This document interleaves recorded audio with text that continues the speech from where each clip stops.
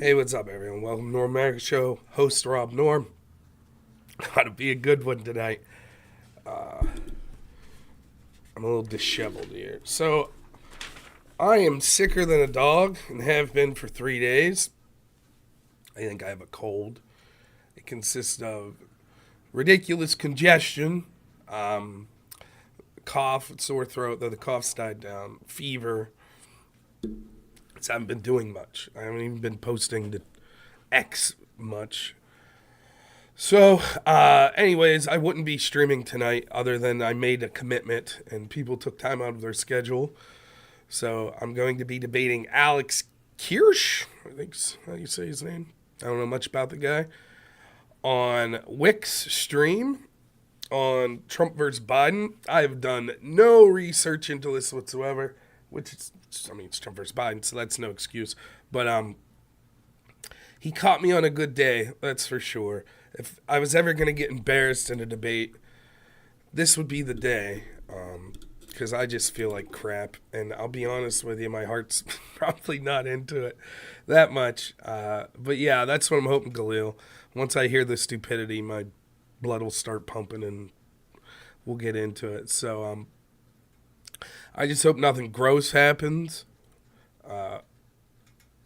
So I don't, I've been so congested. Sometimes I've been sneezing and goo's been coming out. So I hope we don't get any of that. That'll be a nice little clip for the people that don't like me to put out me just sneezing and snot falling out my nose.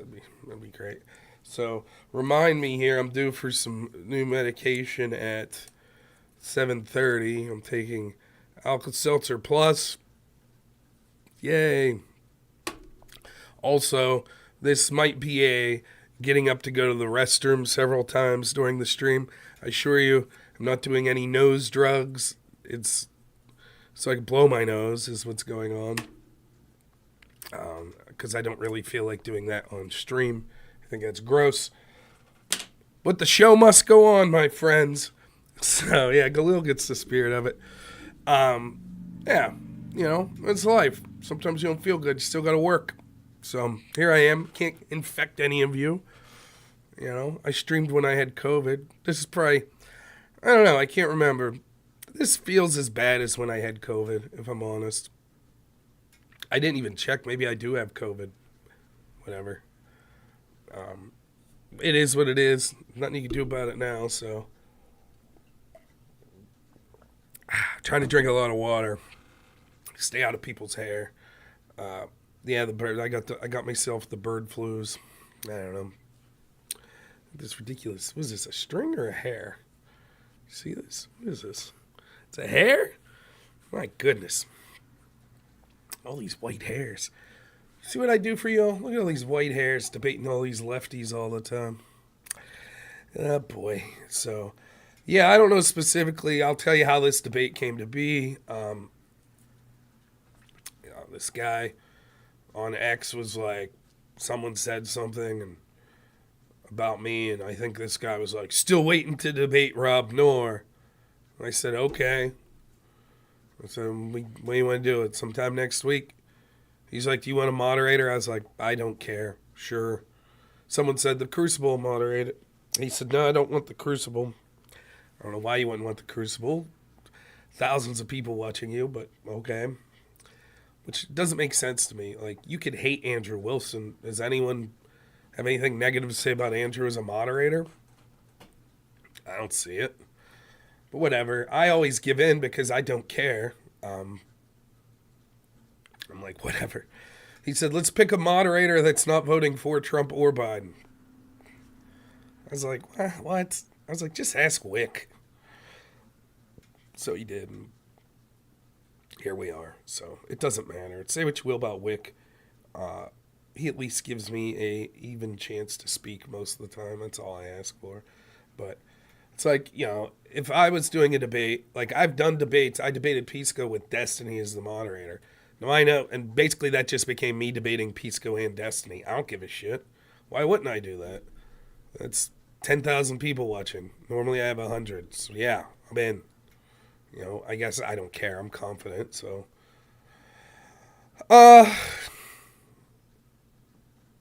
you know, yeah, the last y'all saw me was moderating Dave Smith versus Andrew. Yeah, mixed feelings on that debate, I guess, right? I feel there was a lot of well, I don't know what the word is. I think a lot of Crucible fans and Dave Smith fans sort of acrimonious about that whole debate. I see it. You know, it's a weird position as a moderator. Two guys that I like. I thought Andrew was unnecessarily hostile, was my opinion of it. But what's my role? To step in? I didn't think so. I tried later to judiciously step in where I thought that it was legitimately one side not getting the other. So I thought Andrew was more hostile than he should have been. However, I thought Andrew was correct on wanting to focus on the issue he was. And I don't think Dave got it. I think Dave thought Andrew was being a dick just to be a dick, which may be the case. But Andrew was making an important point. I could see where the debate's going. Andrew's whole argument's going to be basically that our set of morality and what we should do in life is drive through Christian ethics. That's where, so it's not subjective to him. And when you're debating atheists, it's a very persuasive argument. Where do you get your sense of morality? It's difficult. It's very difficult for an atheist to argue that. Because at the end of the day, it's going to be subjective, right? Like, it just is. If it's not from a higher power than, or some written code of ethics, where are you getting your morality? And so libertarians have an answer for that, the non-aggression principle. That's their answer. And it has to do with self-own. And I'm not going to speak for the libertarians. I'm closer to libertarian probably than Christian nationalist, but I'm neither. So I'm not going to speak for them, but the idea of self-ownership, that your morality starts from the fact that we all own ourselves. And so basically, if you inverse it, what Andrew's doing would be if the inverse was, if Dave Smith was like, there is no God, right? And that's how he's going to attack Christian nationalism. He's going to say, the core principle at the foundation of your philosophy is flawed because there is no God. That's what Andrew's doing in the inverse. He's saying the core principle at the foundation of your philosophy is flawed because there is no self-ownership. It's subjective. Right? Now, I think Andrew could have flushed that out better. And Andrew's used to debating to slippery people, right? Slimy people like me all the time. Like when I debate Pisco, you can't just ask Pisco a question. You have to set it up with 10 questions previously because he'll lie.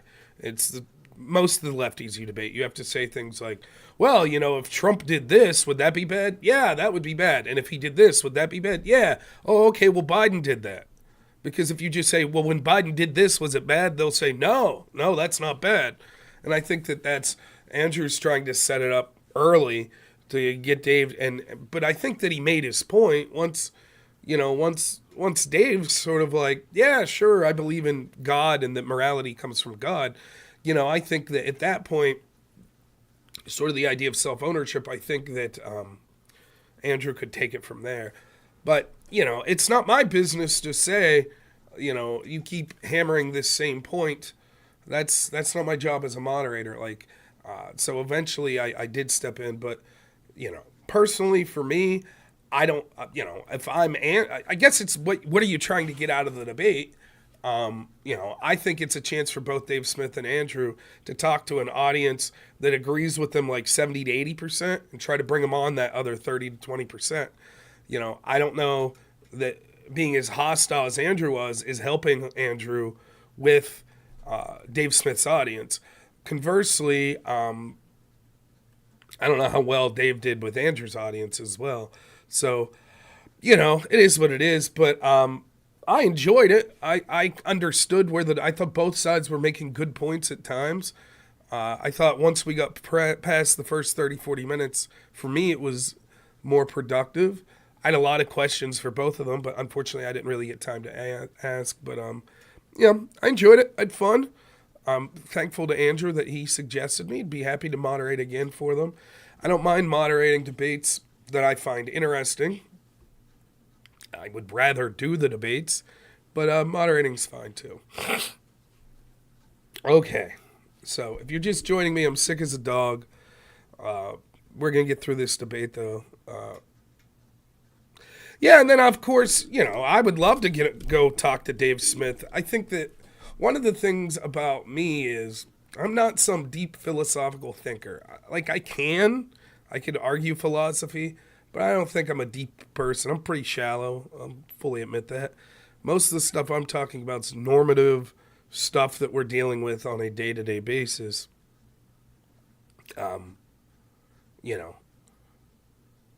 I think that's probably the way Dave is more. I think when you talk about like people that I see that would have been better in that debate than Dave would have been like Casimir or Fabian Liberty, maybe Michael Malice, that sort of argues more of the philosophical principles of libertarianism. I think Dave's just kind of making normative arguments, which are persuasive to me, which is just like the government's huge and out of control and corrupt. Yeah, sounds good. As opposed, I think that there's so much going on that those conversations, like the direction that we need to start heading, libertarianism and Christian, populism is what Andrew's calling it now. They're both in the same direction, so let's head in that direction. We could argue about the details of the finer things later, but we're getting so far out of control. I'd like to see those two sides come together. Is what what's up, Drone Tech? Is my personal.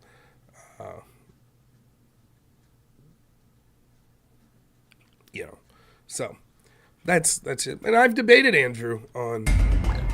Thanks so much, Gizmo. I appreciate it. On that very topic. So it's clear that I don't 100% agree with him. But as far as I thought it ended on a good note. That everyone seemed to be chummy. And anyways, no more to say about that. Let's do this debate. I will apologize to my audience. I know that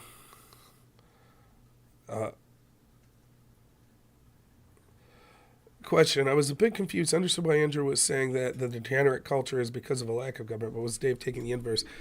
Dave's making an argument that Andrew's saying is correlation. Dave's saying we have the biggest government in the history of the world right now, and that government, through its promotion of things, through culture, other such thing, is what's leading to the degeneracy.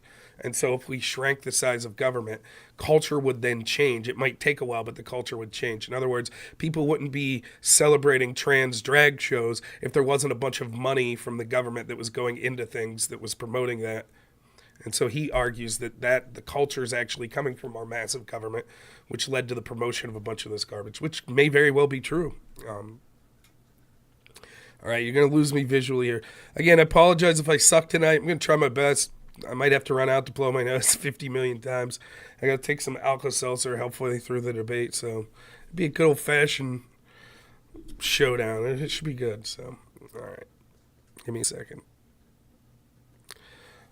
Just an old-fashioned love song. Oh, what do we got here?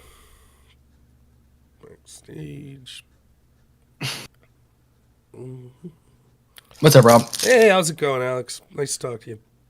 Yeah, nice to talk to you, finally. Yeah, what's up? Tired, man. Busy day at work. Yeah? What's your job? Always. What you do? I'm a truck driver, delivery driver primarily, too, so. I respect that. My father-in-law drives oversized loads. For a while, I drove the escort car for him. No, thank you. Yeah, that's a job. That's a man's job, man. Oof. No thanks. That's, I respect the guys that do that, like, because I used to do OTR and regional work, and that was good enough for me. When I see guys that do the oversized stuff, I mean, I see the accidents, just like the pucker factor just goes through the roof. So. Yeah, I mean, he's got, like, there's so many crazy stories he has. Like, he was in West Virginia there a couple years ago, and some lady's just coming off the on-ramp, and he's like, you can see her a mile away, and he's honking. She pulls right out in front of him going slow, ripped the transmission out of his truck. He had to slam the brake, and you got this, huge house on the back, and it's just, there's nothing you could do at that point. And, of course, she drives away like nothing happened. She don't even know that his truck's broke down on the side of the road then. But oh, sure. Yeah, I realize that's a good job, man. Hang out with those guys, any truck driver, right? And you'll realize like how less of a man you are than that. I respect it, man. Like some of this stuff, I've seen those dudes like up like on the side of the road replacing the plastic on the side of the house, like up this ladder that you wouldn't trust, like, you know, someone that was 40 pounds. You got this 250-pound man on stapling. It's nuts, man. That's a crazy job. Yeah, I couldn't do it. I mean, the reason I got out of the regional OTR stuff is because I wasn't home every single day, but now I'm home every single day. So, because when I worked with one company, Covenant, out of Chattanooga in Tennessee, I was gone a month and a half at a time. And, you know, my wife and I were getting ready to move up from Georgia here to Michigan. So she had to do that by herself, you know, it's just, you know, but It's then a I young worked for man's JB game. The over the road stuff, that's all the dudes I know that are trucking. Oh, Just FYI, just before Yep. we start. Okay. Hi, how's it going, gangs? good. Oh, God damn it. Oh, there he is. Yeah. Okay, do I turn join voice on? No, No, don't just click. That's the mistake I made. Just click Wick's Was that- screen up there. Yeah. Oh, okay. Wait. Oh, there we go. Okay. Sorry. Oh, you're fine. No, it's all good. How are you both doing tonight? Is everyone doing good? Man, I'm tired. I'm sick, but we'll get through this. It'll be all right. Yep. I don't think I'm contagious online, Yeah. other than my I just- witticisms. You know, Hey, the thought virus, Yeah, okay? The yeah. mind virus Yep. that my audience might be Ooh. contaminated by. Yeah. Okay, I'm looking forward to this. sure. So I was asked, to my audience, okay, I was asked to moderate this debate, and as I understand it, and you can both correct me if I'm wrong, the premise of the debate is who has been a better president, Trump or Biden? So that's what we're going to be talking about. I have a few areas that I think would be interesting to explore, such as domestic policy, foreign policy, and then just overall for the health of the country and the social fabric of America. I think those would be the three interesting places to go. But for the most part, I'm going to let you both kind of guide this discussion, and I will jump in on two conditions. One, I don't understand what you're saying, and I need clarification. And two, if you're both yelling and screaming over each other, or if you've been on a 15-minute monologue, I don't understand what you're saying, and I need clarification. Any questions before we begin? Yep. Just the same thing as always, Wick. Like if my internet cuts out, it just Starlink has a tendency to do that sometimes. So if I cut out, that happens. That's the only thing I'm gonna bring up. So I'm not like gonna duck out and stuff like that, you know. Okay. Yeah. Anything from you, Rob? now, yeah, just quick question, Wick. If you're gonna cut in every time you don't understand anything, I think that'll get a little onerous. Okay, You know, yeah. So, no, I'm good. I'll be all right. Okay. Right. No, see, I'm glad that your illness hasn't affected your cleverness. Look, gang, I'll just say this straight up, right? Look, you guys know I'm a Democrat. You guys know I'm paid by Progressive Victory, you know, the progressive evil people, right? But I genuinely like Rob. I think he's cool. But that said, we're going to get into it, and we'll go through it. And again, that counts as my disclosure. I do get a check from Progressive Victory. Everyone knows. Great. Yeah. And with that, we are going to flip a coin to see who starts first and call it. Rob, heads or tails? Tails. I believe you. Heads. Heads. Okay, I don't know if you can see it. So what's Heads. that mean? So that means Alex gets right to decide if he's okay. going to make the opening statement first or second, just like in football, right? Do you want to go first or second, Alex? Yep. Yeah. Okay. I like I said, it already started. So, Robbie can go first because I'm not gonna have much of an opening statement. So, Okay. Opening statements. Who has been the better president, Trump or Biden? Rob, Okay. lead us off. So maybe I slightly misunderstood the topic. It's okay. We can talk about whatever. It's Trump versus Biden, right? I thought we were talking about who we should vote for in 2024. Basically the same thing, though.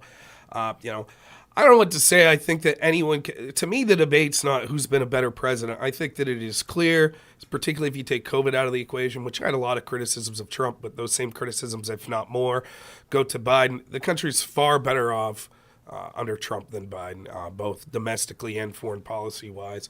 I think that it becomes frustrating to do these debates over and over again with people that aren't living in that objective reality.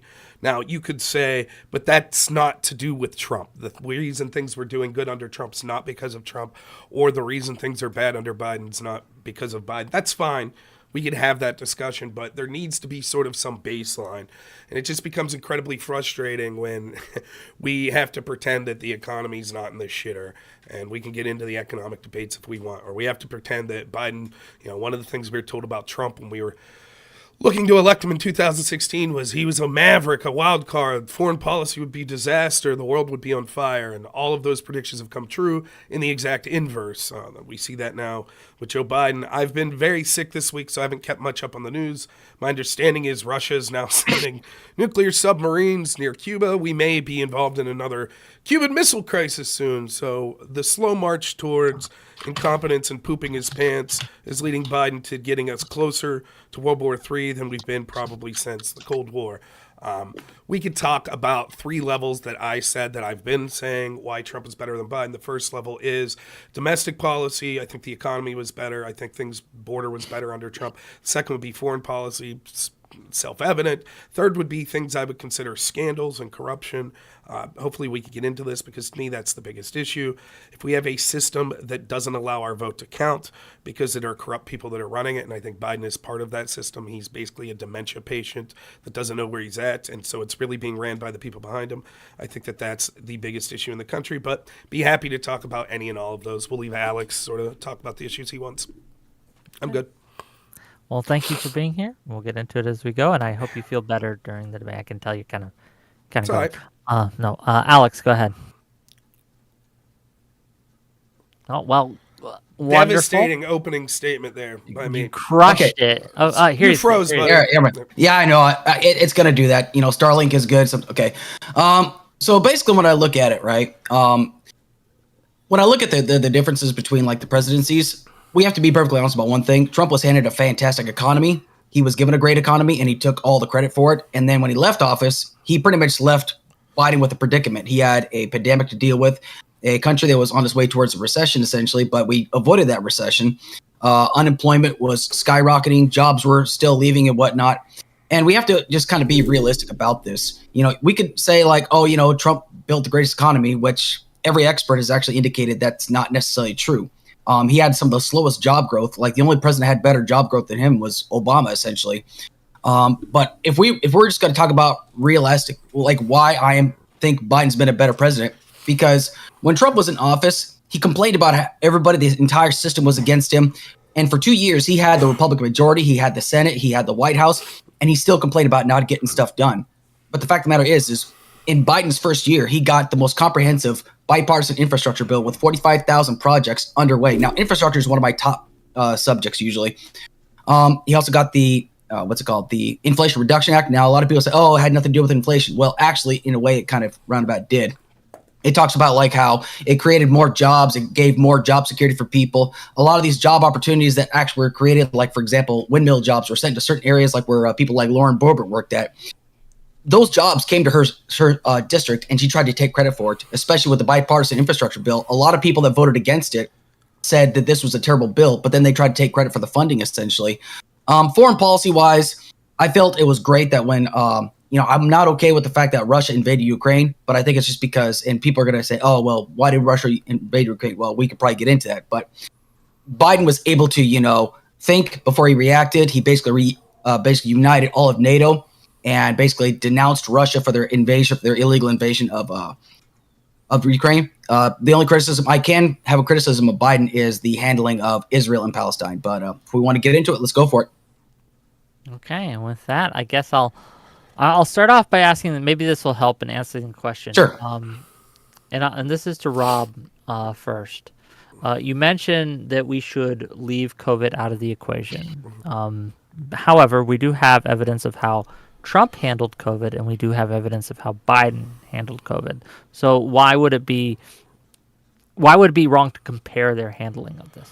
When I was saying to leave it out of the equation, it's for 2 reasons. One, because everyone was a disaster on it. But I'm happy to bring it up if you like, because Trump was better on it than Biden. It'll be the majority of the debate probably once we get down these roads. I'm happy to do it though. For example, if you look under the same time period like the COVID existed under Trump, those 10 months or whatever, less people died in those 10 months than the first 10 months that Biden was in office. Biden's primary strategy was to use a vaccine that he shit on before he was nominated, said that he wouldn't trust, or implied that he wouldn't trust because Trump was doing it, said the time frame that Trump was suggesting wouldn't work, and then he relied almost solely on that vaccine. Democrats were the ones where Trump sort of took more of a federalist approach and allowed governors to do what they wanted. Democrat governors were the ones that did the worst on it, which were locking down more. It was Democrat institutions or institutions that Democrats cheer for, such as National School Board Associations, etc., that continued to suggest schools be shut down when all available evidence was saying that that shouldn't occur. Now, a study came out this week that said that children are behind decades on their learning, achievement scores, etc., and it's still not improving. Even since the lockdowns have been lifted, something fundamentally changed with these students and the way we did things. And I think you can see that in many people's line of works, including myself, where this work from home mentality that came about as a result of these lockdowns has sort of permeated. And so we're still not in a good position. But I'm happy to discuss the differences if you like. I just thought, because if we look at I think that all of the things I have to criticize Trump for are things that Democrats and people like Joe Biden wanted to do even worse. Let me try it this way then, because I understand that we can go through any one of these points. For you, Rob, where is the brightest line, the biggest distinction between Trump and Biden that you would like to focus on? Well, I mean, corruption would be, if you're, no one wants that debate, but I mean, if you're asking me what I'd want to talk about, I want to talk about. That is what I'm asking you. I Yes. want to talk about how corrupt these institutions are, and Joe Biden's basically just a figurehead of them.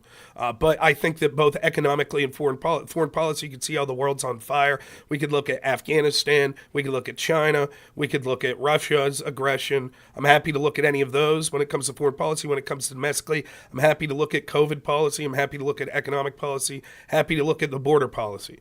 I think those are the issues that matter most, and that's not even getting to cultural issues that you see that Biden's, again, beholden to the worst excesses of the progressives. And so, whether it be the crazy Palestinian protesters or, whatever, that's all coming from the Democratic Party. But Alex could take it wherever he wants. It sounds like he wanted to talk about the economy. I'm happy to do that. But Alex, you go ahead, man. You are the one who wanted to debate, so I'll talk about whichever of those issues you want. That's fine. Well, let's go ahead and talk about Afghanistan real quick, okay? So first things first, okay? When it comes down to the situation in Afghanistan, aside from we can just, I have no problem saying it was definitely a clusterfuck, but when it comes down to it, how bad it was, what was your biggest criticism as far as the way we left Afghanistan, essentially? They closed Bagram Air Base before we got all of our allies and citizens and equipment back.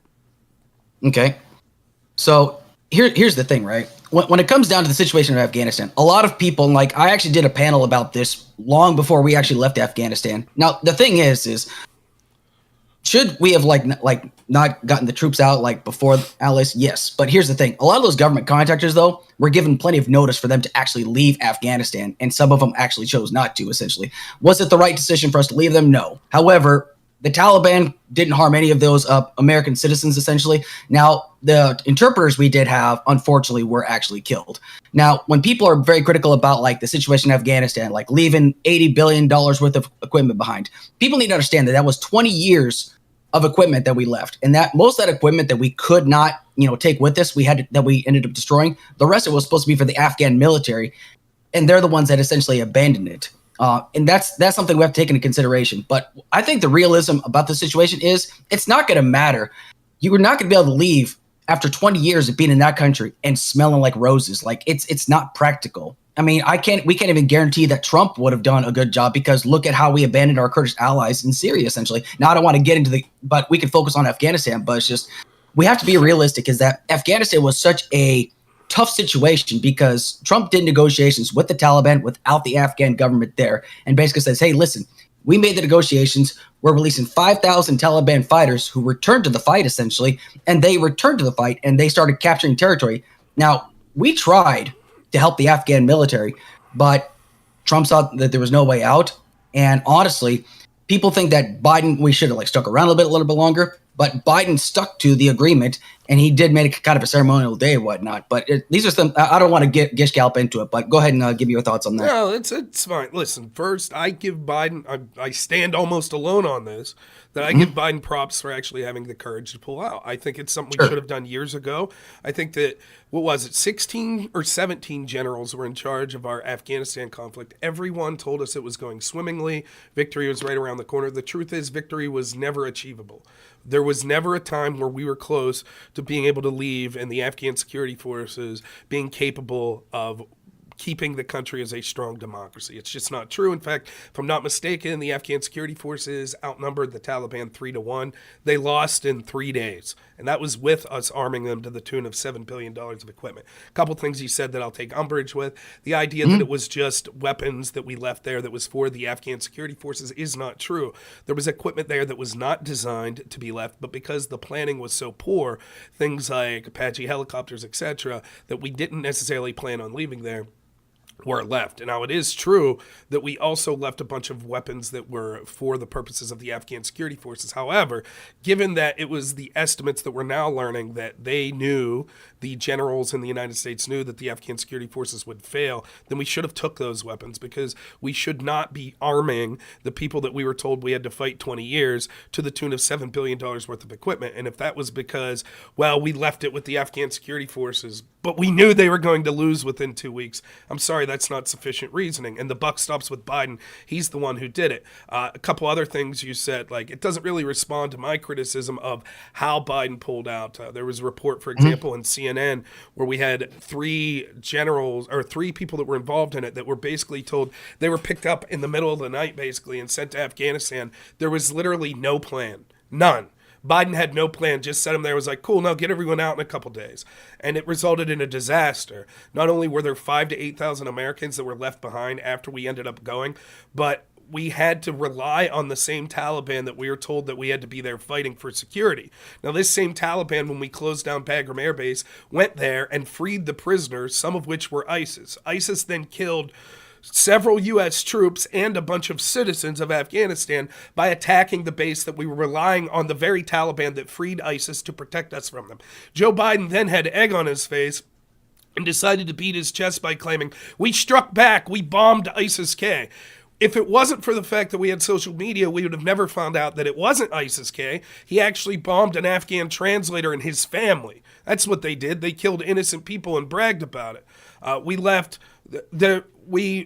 78,000 allies, Afghan allies behind, and instead we brought in 70,000 or so refugees that were completely unvetted, many of which probably have ties to the Taliban. So once more, it continues this tradition in the United States where our rights continue to be subverted, Fourth Amendment subverted through things like the Patriot Act. You can't go on airplanes or anything like that without practically being molested. And yet, at the same time, the reason we're given for that is because we're fighting Islamic terrorism. We continue to have basically an open border, or in this case, open flights from Afghanistan, the very area we had to fight in 20 years, with people that we're not vetting just releasing into the country. So it's not the Biden pulled out that's bad, it's the way in which he did it. And it's simple.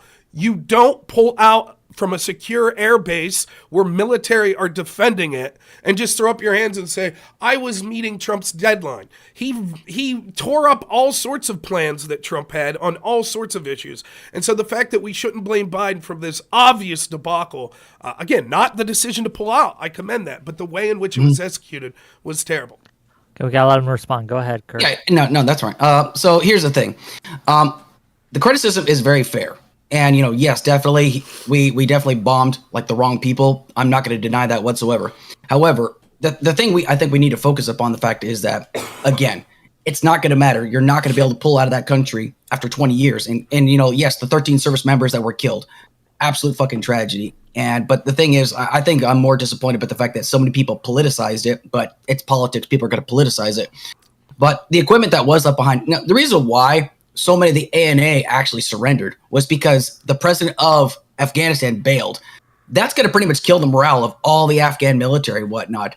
And when it comes down to like us grabbing all of those weapons and, equipment and stuff, the logistics behind that would be an absolute nightmare. Because first things first, even before you leave, right? if you're going to say, okay, listen, we're leaving all this equipment for you behind, right? You're going to be able to use all this stuff. If we decide to renege on that and say, hey, listen, no, we're going to take all this stuff back because we think that you're just basically going to fall apart. I don't think the Afghans were just going to just give us it was like, oh, yeah, sure, you can just take this stuff back. We gave it to them to basically utilize, and what we could destroy, we did destroy, and what we could not destroy, because like some of them were like, I think like you did mention the Apache helicopter. I think, yes, we could have done a lot better as far as like pulling out of there, but it's just, we were just on such a timetable. And a lot of, before you go on, the thing is like, this is not like the first time, like the military tends to like, throw people into situations like this, and I'm not condoning it. Having experienced this firsthand, stuff happens and you just got to react to it. And, there's a lot of people that were out there on the ground. Like I know Dylan Burns talked about how there was people that had no idea what they were there for, but I feel like that's not necessarily just the fault of just Biden, but there was like a huge break in the chain of command essentially. And there's a lot of people that need to, I would say, answer for it, but people aren't like asking. Rook, 2 questions specifically on what you said. You can answer mine if you want. You said that what was the name? Was Karzai still the president? Who was I think his name is. Okay. So you said the president of Afghanistan, Karzai, left. Whose responsibility was it to know that he was going to flee? How were we going to know he was going to flee? I think he was. Wouldn't it be U.S. intelligence under the Biden administration that should have been the ones that knew how capable he was? Sure, but I don't think anybody predicted that he was just going to up and leave the country. Like also, a lot of intelligence can't always predict like when some situations occur. I mean, if we want to talk about intelligence failing, I mean, that's like a common occurrence. When did he leave? Before or after the poll? And just a fact check here, the president was Ashraf Ghani. Karzai was Karzai. Ghani, okay. When did he leave, before or after the pullout began? I think it was after the pullout began. I'll have to check, but I'm looking. The other question I have is, you say we couldn't have taken do you think the Afghan military, the ANA, would have fought the United States if we were like, hey, we're taking those guns back? That's the thing. We don't know, but I'm pretty sure they're not going to just let us take them. Well, they weren't going to fight, right? They weren't going to fight. I could almost guarantee. You want to know how I know that? Because they didn't fight the Taliban. Basically, what you're saying is, well, if we would have taken the weapons back from the ANA, then they really wouldn't have had a chance. So what? Instead of losing in 3 days, they'd have lost in 1? Because basically what they did was submit to the Taliban and hand the guns over to them. So wouldn't it have been better? And shouldn't the United States and the Biden administration have known? Keep in mind, and I've had this debate with people, because I could bring up the quotes if you want of Biden saying, "Oh, trust us, the security forces are going to do well there. They're positioned well to blah blah blah blah blah." But you agree that the Biden administration knew that was bullshit. They were just blowing smoke up our ass because they didn't want to come out and say, yeah, they're screwed. Like, we know it. There's nothing we could do. So Biden's painting a rosy picture. But you agree they knew that the ANA was doomed. They didn't have a chance, right? So also, I'm sorry. not to interrupt, but I'll let you go. But just for some facts here, he fled, and at least in the source I'm reading, as the Taliban closed in on the Sunday, right? So they had already taken most of Afghan, and they were in the capital. He fled on Sunday. Ghani, the president, fled that day after they had started to take the capital. So just a timeline check on that. Anyway, go on. So my only response to that is, we're not going to just, I don't think, do I think the Biden administration probably knew? I don't know. I mean, it's possible, but I'm not really going to speculate as to what they did or did not know. I'm pretty sure that because we've been training the Afghan military and the police for like almost 20 years. And like when we say that like the Afghan military is not going to attack, that's not necessarily true. There were times like where Afghan soldiers would like attack soldiers. They're called green on blue attacks. And I'm not saying that they would all risen up. I'm simply saying that some might have attacked, and we just want to kind of avoid a situation like that. Now, we felt that, like, I'm pretty sure we felt at the time they could have at least put up a fight, because there were some units that I'm quite certain were capable of fighting. But like once you've seen all these units just throwing down the weapons, maybe there's like, what's the point anymore? Like, that's just like the perception that I'm gathering from this. Okay, last question I have on this. Do you think it would have been more successful if they wouldn't have closed Bagram Air Base?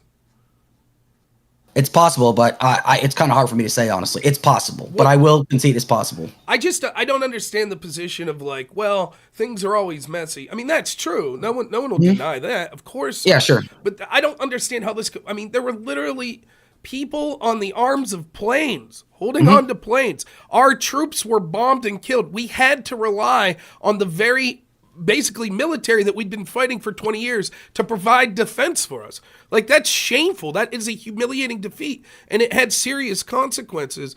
Like, it not only signals weakness to the rest of the world, but how would you feel if you're an ally in one of these countries of the United States? Instead of you coming to a place, you're basically left in hell. You know the Taliban's going to execute and torture those people if they could find proof that they were working with the U.S. government.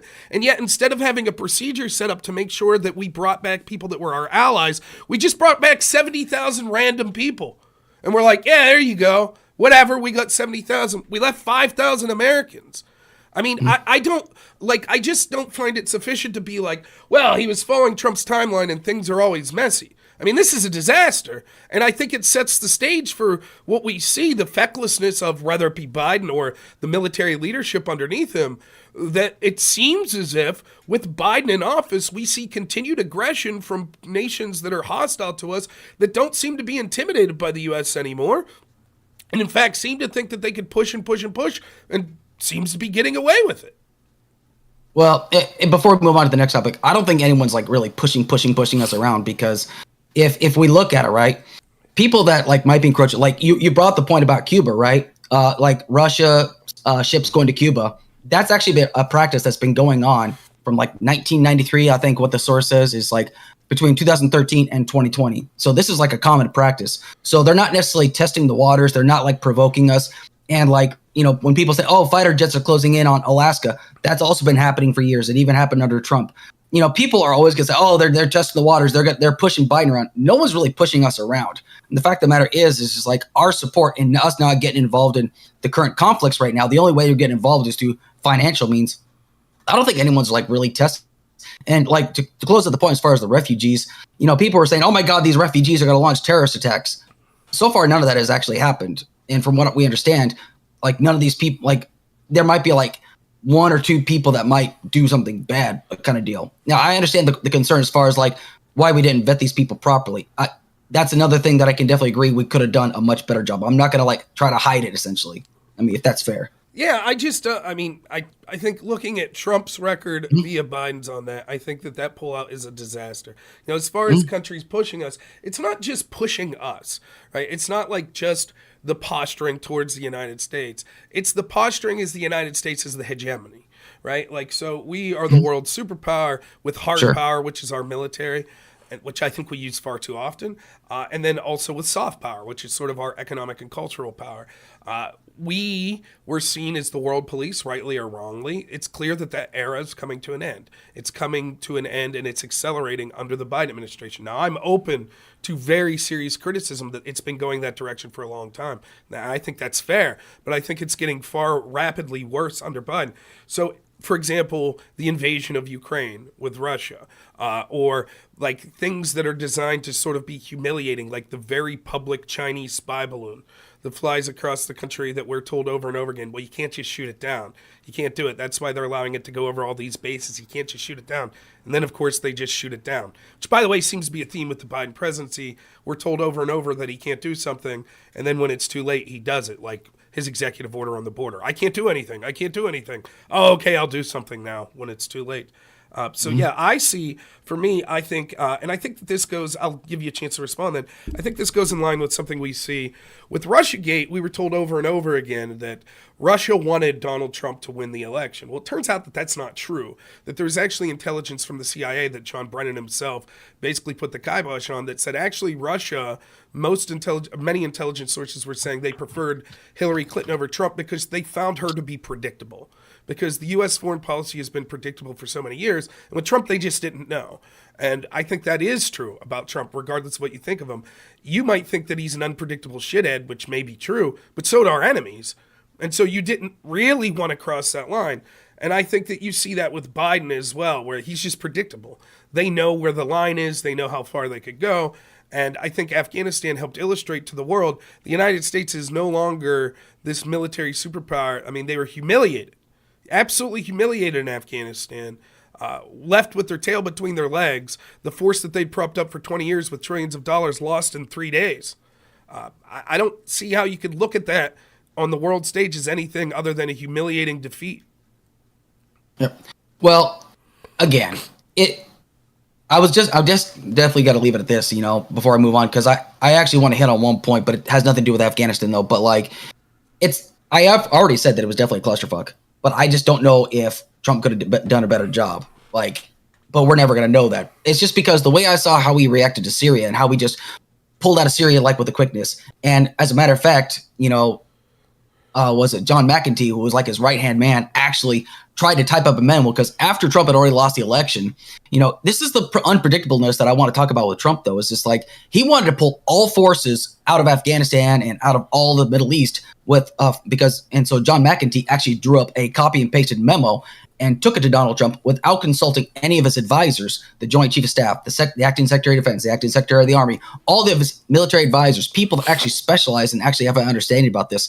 And then he signed it. When General Milley heard about this, he's like, that's not going to happen. And he basically put a stop to that because he told Trump, listen, you can't do something like this. Now, to his credit, Trump actually didn't do this. But that's his this is why I talk about his unpredictable behavior, because Trump made a lot of legislative and administrative decisions without consulting his advisors, like the discussion of the Helsinki, the discussion in Singapore with Kim Jong-un.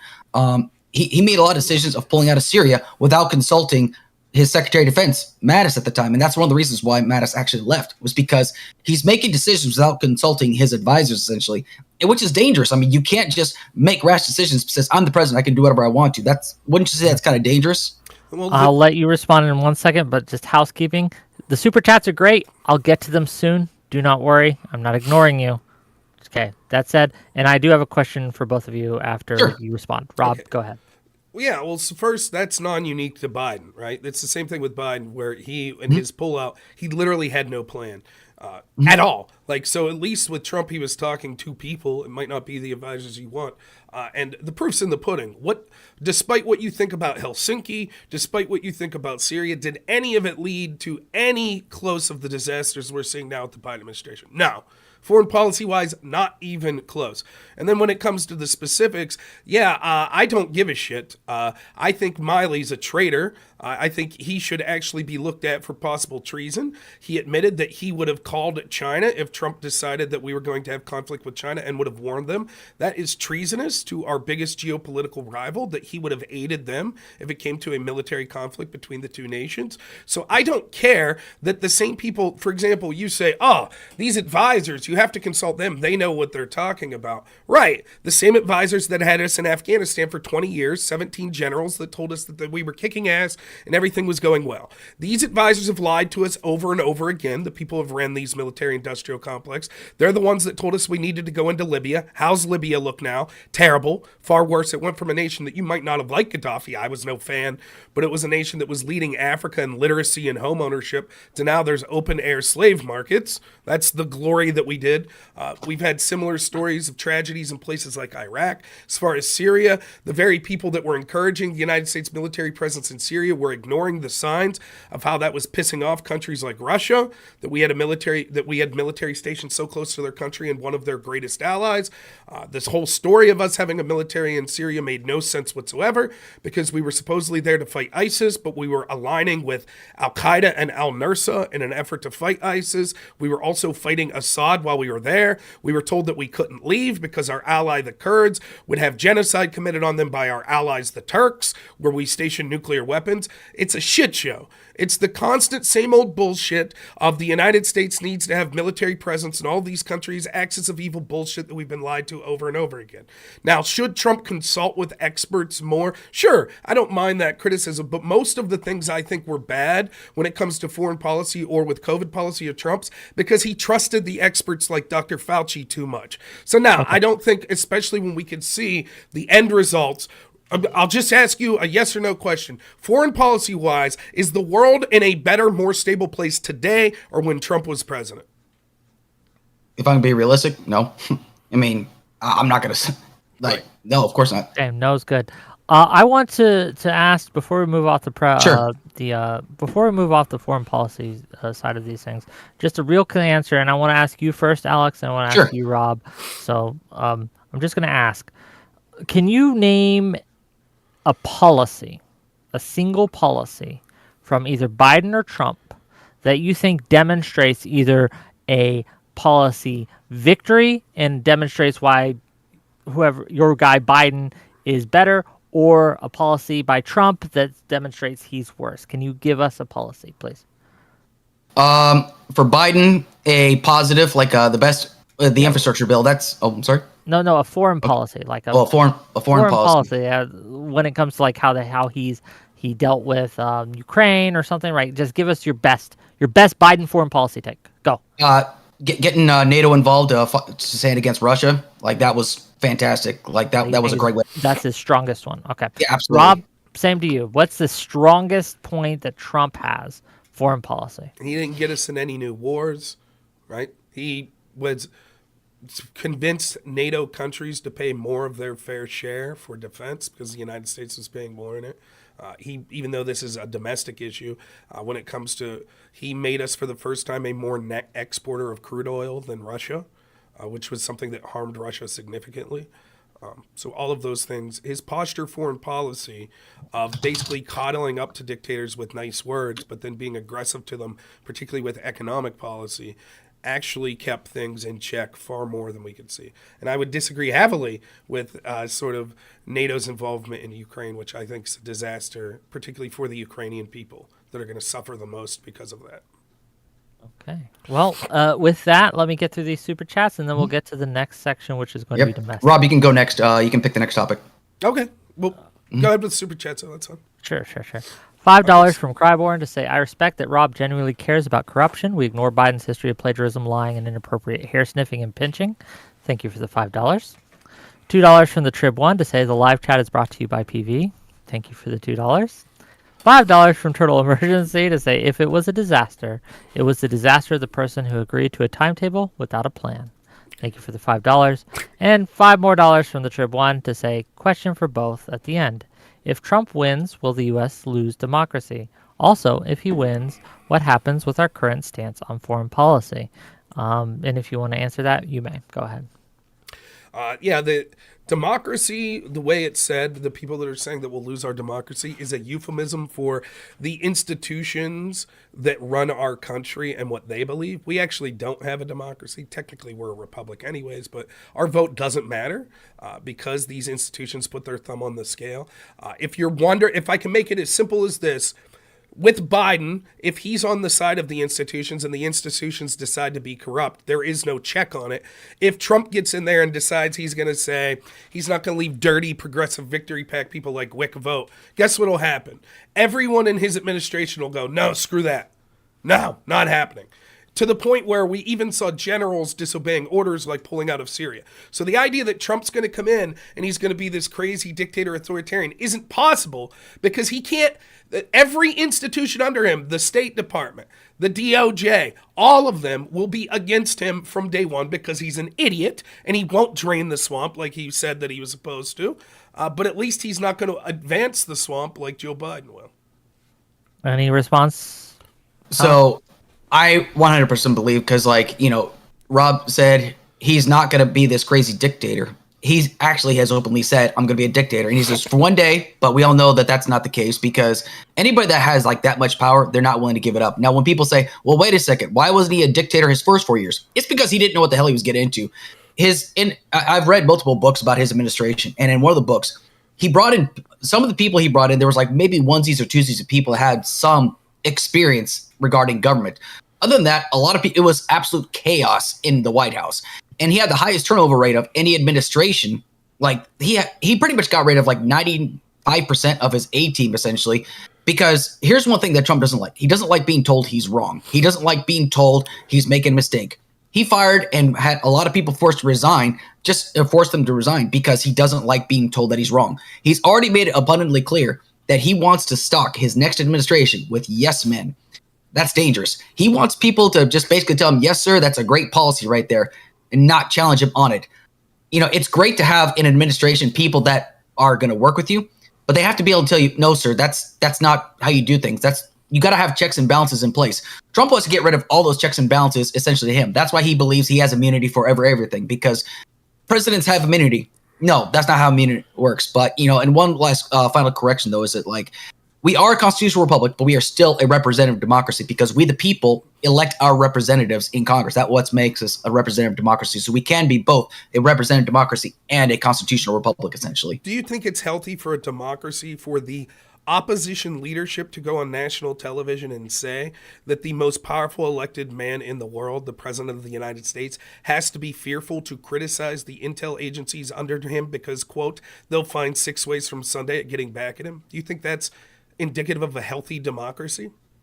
I'm not sure what you're meaning. I mean, maybe I'm just not understanding what your question is. Chuck Schumer, but when Trump won the election, but before he was sworn in, went on Rachel Maddow's show and said that Trump was stupid to criticize the FBI because they would, quote, find 6 ways from Sunday at getting back at him, which they did. They illegally spied on his administration and had been doing so for quite some time, to the point where Schumer said that, leaked to the press, had a 3 to 4 year investigation, and never stopped going after Donald Trump. Is that a sign of a healthy democracy?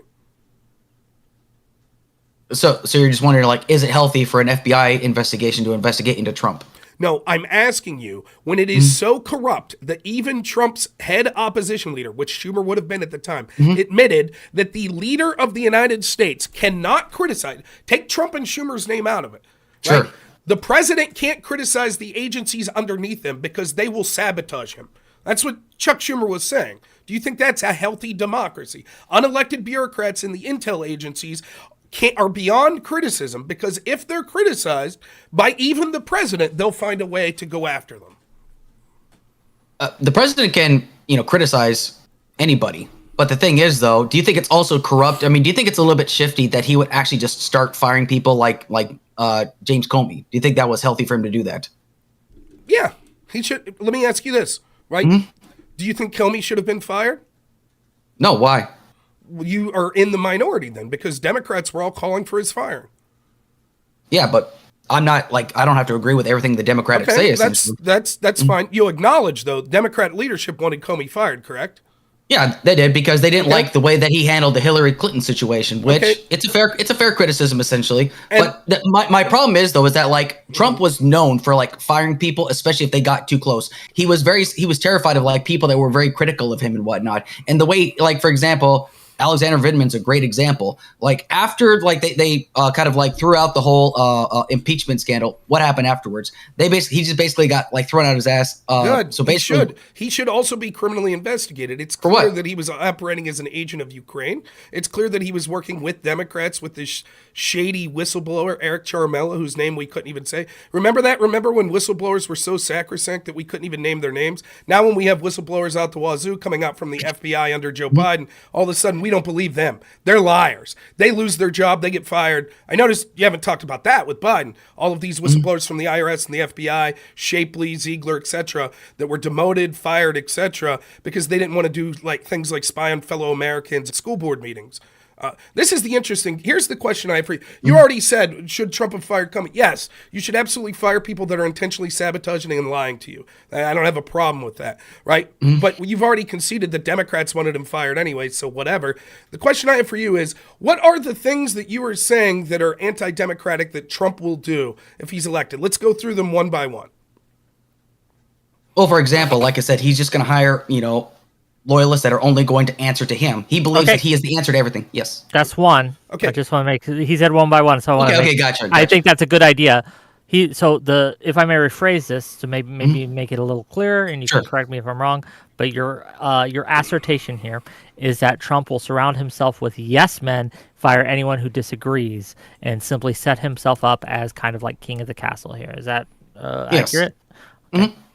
Yeah, I mean, that's basically what every administration does. You don't keep people that are intentionally hostile to you. That's not what happens. So, for example, if you go back and you look at the first impeachment of Trump, you had all these people from the State Department that were repeatedly saying things like this. They were saying, Trump was going against our foreign policy. I'm sorry, you're an unelected bureaucrat. You don't have a foreign policy. Trump is the elected representative of the people.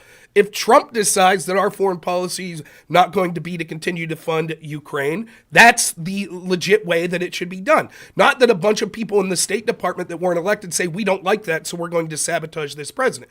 And all presidents do this. I'll turn the question to you. Do you think Merrick Garland's a yes man for Joe Biden? No. Why not? What do you mean? Why not? Like, why is he? Is he? Can you not, give like, us a Can you give us an example of where Merrick Garland has worked against Biden or disagreed with Biden publicly or overturned something that Biden said he wanted? Anything like that would be evidence that Rob here is wrong. Well, he hasn't done. Well, okay. So are we just talking about like any specific cases essentially? Because Give us what you got. Yeah.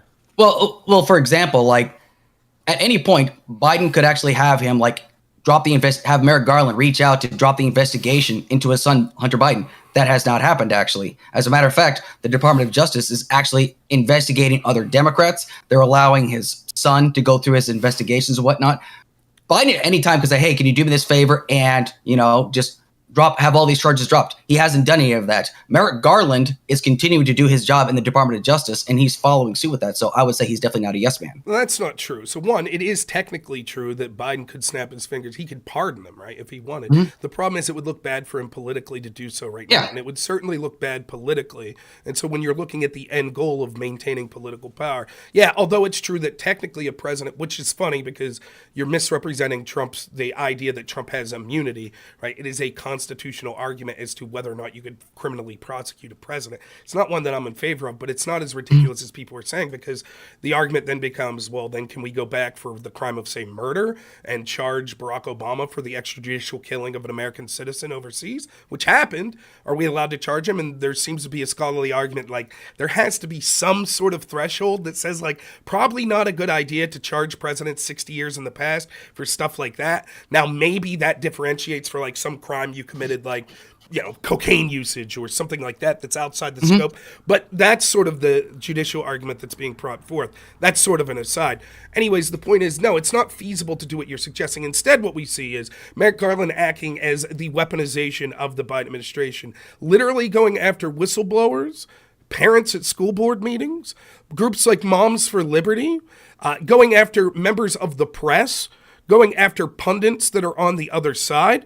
And even when it comes to the Hunter Biden case, what we see is we have whistleblowers that repeatedly had to come out and say that the Hunter Biden investigation was intentionally sabotaged from the get-go. And then only when a judge spoke up about the sweetheart deal that Merrick Garland's DOJ tried to give Hunter Biden did they end up getting pie on their face, and they had to charge him with anything. And so they specifically chose to charge him with the one crime that couldn't be connected to Democrats or to Joe Biden, which was the crime of being high while having a gun, actually the one crime that I think shouldn't have been prosecuted, as opposed to the litany of obvious tax and FARA violations, because had he been charged with those, the question would have been, Hunter Biden was illegally lobbying to who? And the answer, of course, is his father, which is why Merrick Garland's making sure those charges aren't brought.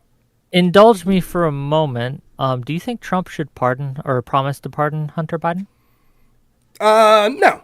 I think Trump should. I think even though Trump you think should, that the charge brought against him was bullshit, and the one he was convicted for, I think that most of the charges, think almost all the charges brought against Trump are bullshit, and it's just like cancel culture. We told the left over and over again, if you keep going down this road, things will get ugly. The left didn't care, and so now the only tool effective to fighting the left is to engage in cancel culture from the right. The same is true with lawfare. Until Democrats face the same consequences that they have weaponized against their opponents, it will not end. Well, I really want to. I want to challenge on that. You said that Merrick Garland went after parents at parent-teacher conferences. I actually looked into that. Mm-hmm. Ted Cruz made this false assertion that that's exactly what happened. That wasn't the case. The reason why they did an investigation into parents at parent-teacher conferences is because there were school administrators, there were superintendents, there were teachers that were being threatened and beaten. You're obviously going to have to investigate a situation like this. Now, they spoke to all the school districts and all the attorneys general and whatnot, and they basically went through the process and say, hey, listen, we're not going to target people about this. Now, they kind of expanded upon that memorandum, essentially saying, listen, we're not calling people terrorists, essentially. We just want to make sure that parents aren't calling, because this is a common occurrence. There are parents that are threatening school board members. There are parents that are threatening to bomb libraries and stuff like that, all because of books, essentially. That's a dangerous situation, and you have to take those situations seriously. Wouldn't you agree to that? No, I don't agree. I think you're misrepresenting this. I'll tell you. I think you're misrepresenting the situation. So let's start at a baseline. One, would you agree there are things that we could consider crimes or inappropriate behavior that don't rise to the level of the FBI getting involved? Threats, I definitely, especially like terrorist, not terrorist like this, but like dangerous threats that could involve Can you like give us an harm. example of one real quick, just so we know what we're talking about? Me? No, Rob, you said, do you think that there are Yeah, threats that could... for Can you give us an example, example of when you think you shouldn't rise to the level? sure, just so there's we know. a brawl at a football game outside of high school. Should the FBI get involved? No. Okay, right. So, what was the rationale when Merrick Garland was in front of Congress and he signed off on that memorandum? What was the evidence he gave? Because you're saying a bunch of stuff here. I want you to give me the evidence that Merrick Garland gave in front of Congress why he signed that memorandum. Go ahead.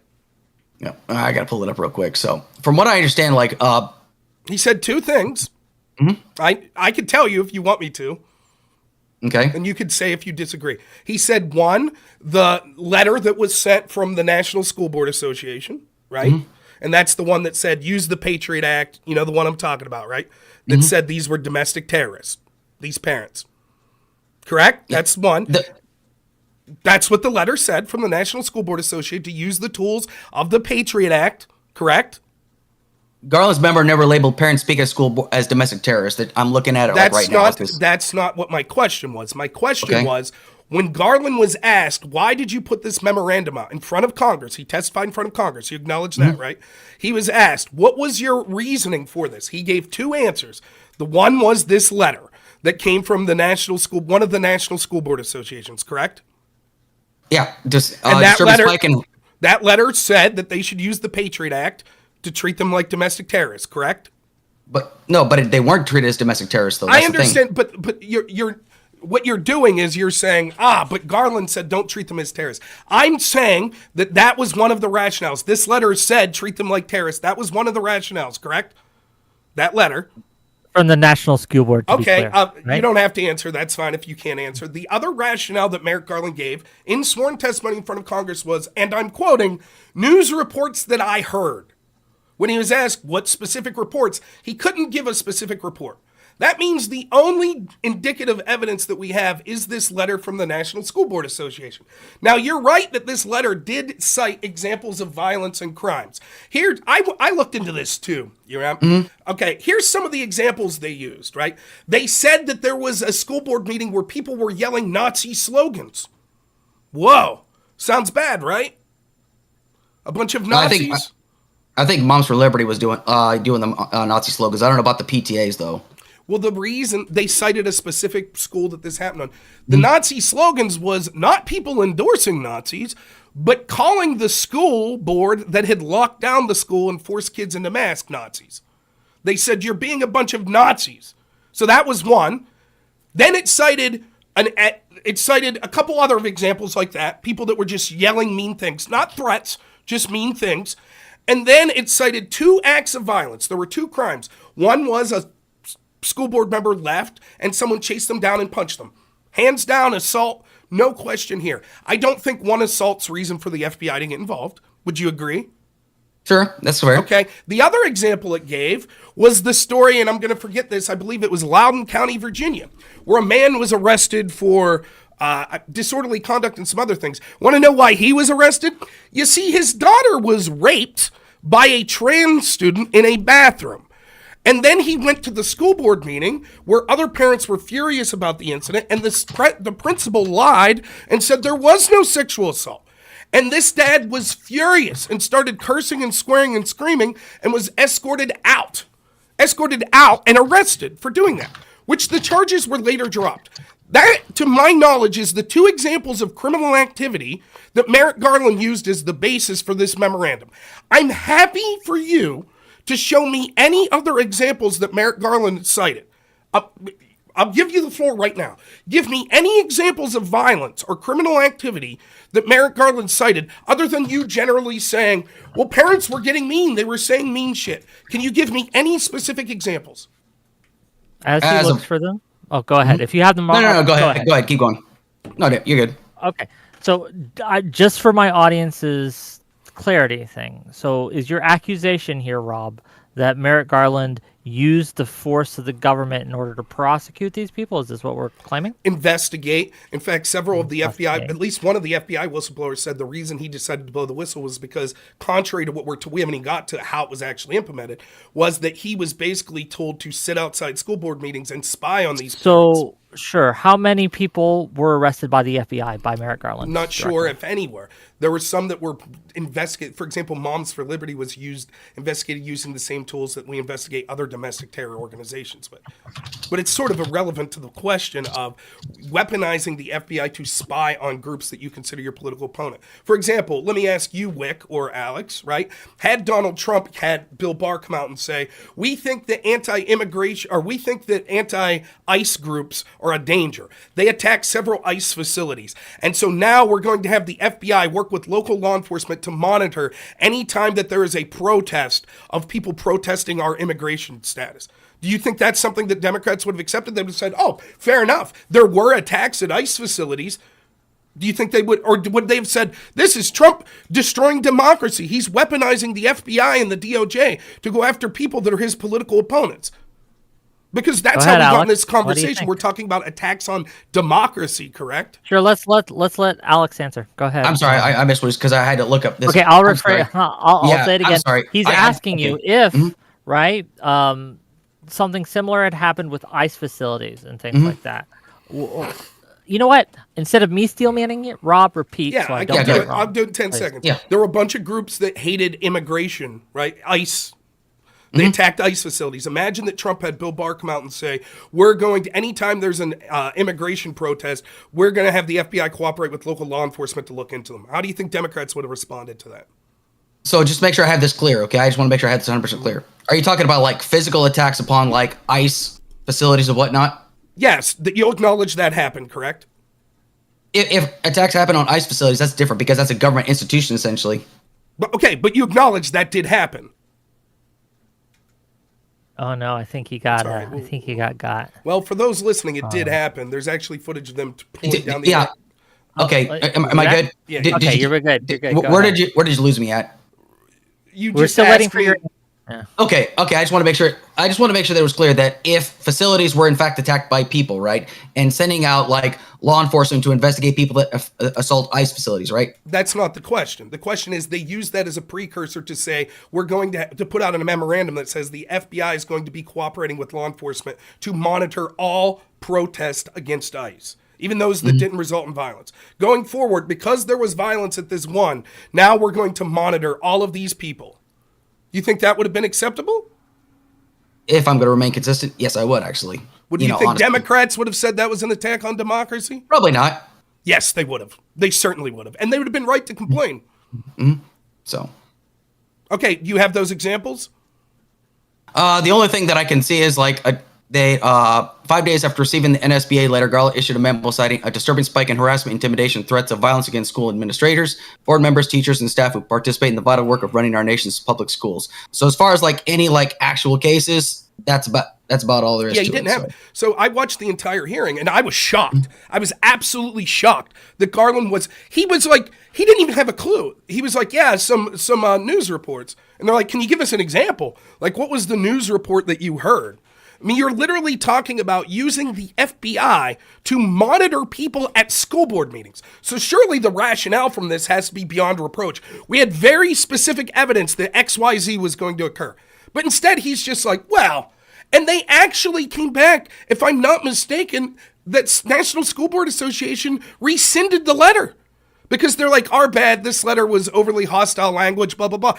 And so if you take the letter portion out of it, and even the National School Board Association is like, we no longer want to stand by that letter. What was the rationale? And again, then we have whistleblowers from the FBI saying, we're treating these people with the same watch list that we're treating domestic terrorists. I was literally, the one guy that spoke at the committee said he was like, when he decided to become a whistleblower, he's literally sitting in a parking lot of a school board meeting, spying on parents over the flimsiest of rationales. And the reason was because these people were seen. It's the same reason that there were so many attacks all over the place, particularly on people that were upset about COVID policy. Right? Now finish your point. But now I have a question. Go ahead. Go ahead. No, go ahead. Sure. So I'm just trying to get at the actual complaint here. Would you let me give you a hypothetical, okay? So there are reports. You get a bunch of reports from randos, just civilians, right? Saying, "Hey, there's this pro-Palestine protest that's going around, and we've heard some shit, right? We think they may be planning something. This is kind of scary. What do you think that the FBI or the police or whatever should do in that situation? Should they just not look into it because it's not because it's so wishy-washy?" If there's specific evidence that suggests a specific incident occurring, of course I don't have a problem with the FBI looking into it. What I would have a problem would be, and I say this as someone who doesn't really have a love for the pro-Palestinian protesters.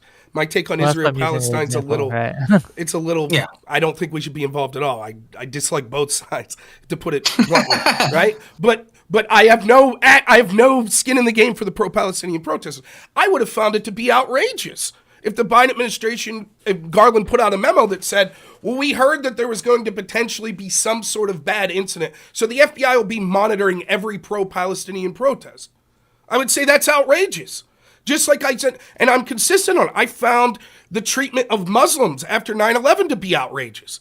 There were mosques that our government was spying on, that there was no evidence whatsoever to suggest that these... But now, if you have specific evidence that this specific mosque is involved, that's a different question. But to just generally say, well, we're labeling this entire group of people, and it's these sorts of erosion of rights, if you don't stick up for the people you disagree with, right, that it snowballs. That's how we ended up with the Patriot Act. And so when I hear all of these attacks on democracy, like, I see the attacks on democracy. I see the FBI. This is just one incident. We could talk about whistleblowers. The Biden administration and the Obama administration collectively have gone after more whistleblowers than every other administration combined. No one said shit when Obama did it. Let me ask you, Alex. Yes. Because I have a question for you on this Sure. as well, right? So let's just, for the sake of argument, say that Rob is completely correct here, that there was no basis. What should Merrick Garland, or if Merrick Garland didn't put a stop to it? So it's not just that he didn't go along with it, but he didn't stop it from happening. Do you think that that's at least a black mark on his record? If he knew about these incidents that were going on, where the FBI was, and again, we're just ceding to the argument for the sake of the hypothetical. Sure. Rob's entirely correct here, and that they were violating people's rights by going and extrajudiciously spying on these people, and then Merrick Garland knew about it. Do you not think it's a black mark, at least on his record, that he didn't put the stop to it? Yeah, I would say so. If I'm going to be perfectly honest, I'll be honest. Can I talk about something maybe that it's more contemporary that maybe you know more about, right? If Merrick Garland's not just a yes man for Biden, why won't he release the tapes of Robert Hur? He actually explained that in great detail. I'm actually glad you brought that up. It's because everything else that's within the tape is basically like a bunch of filler words, like the and the and the like the blank stuff. So basically, and he's already actually testified under Congress that special counsel Hur essentially said that this is a complete transaction.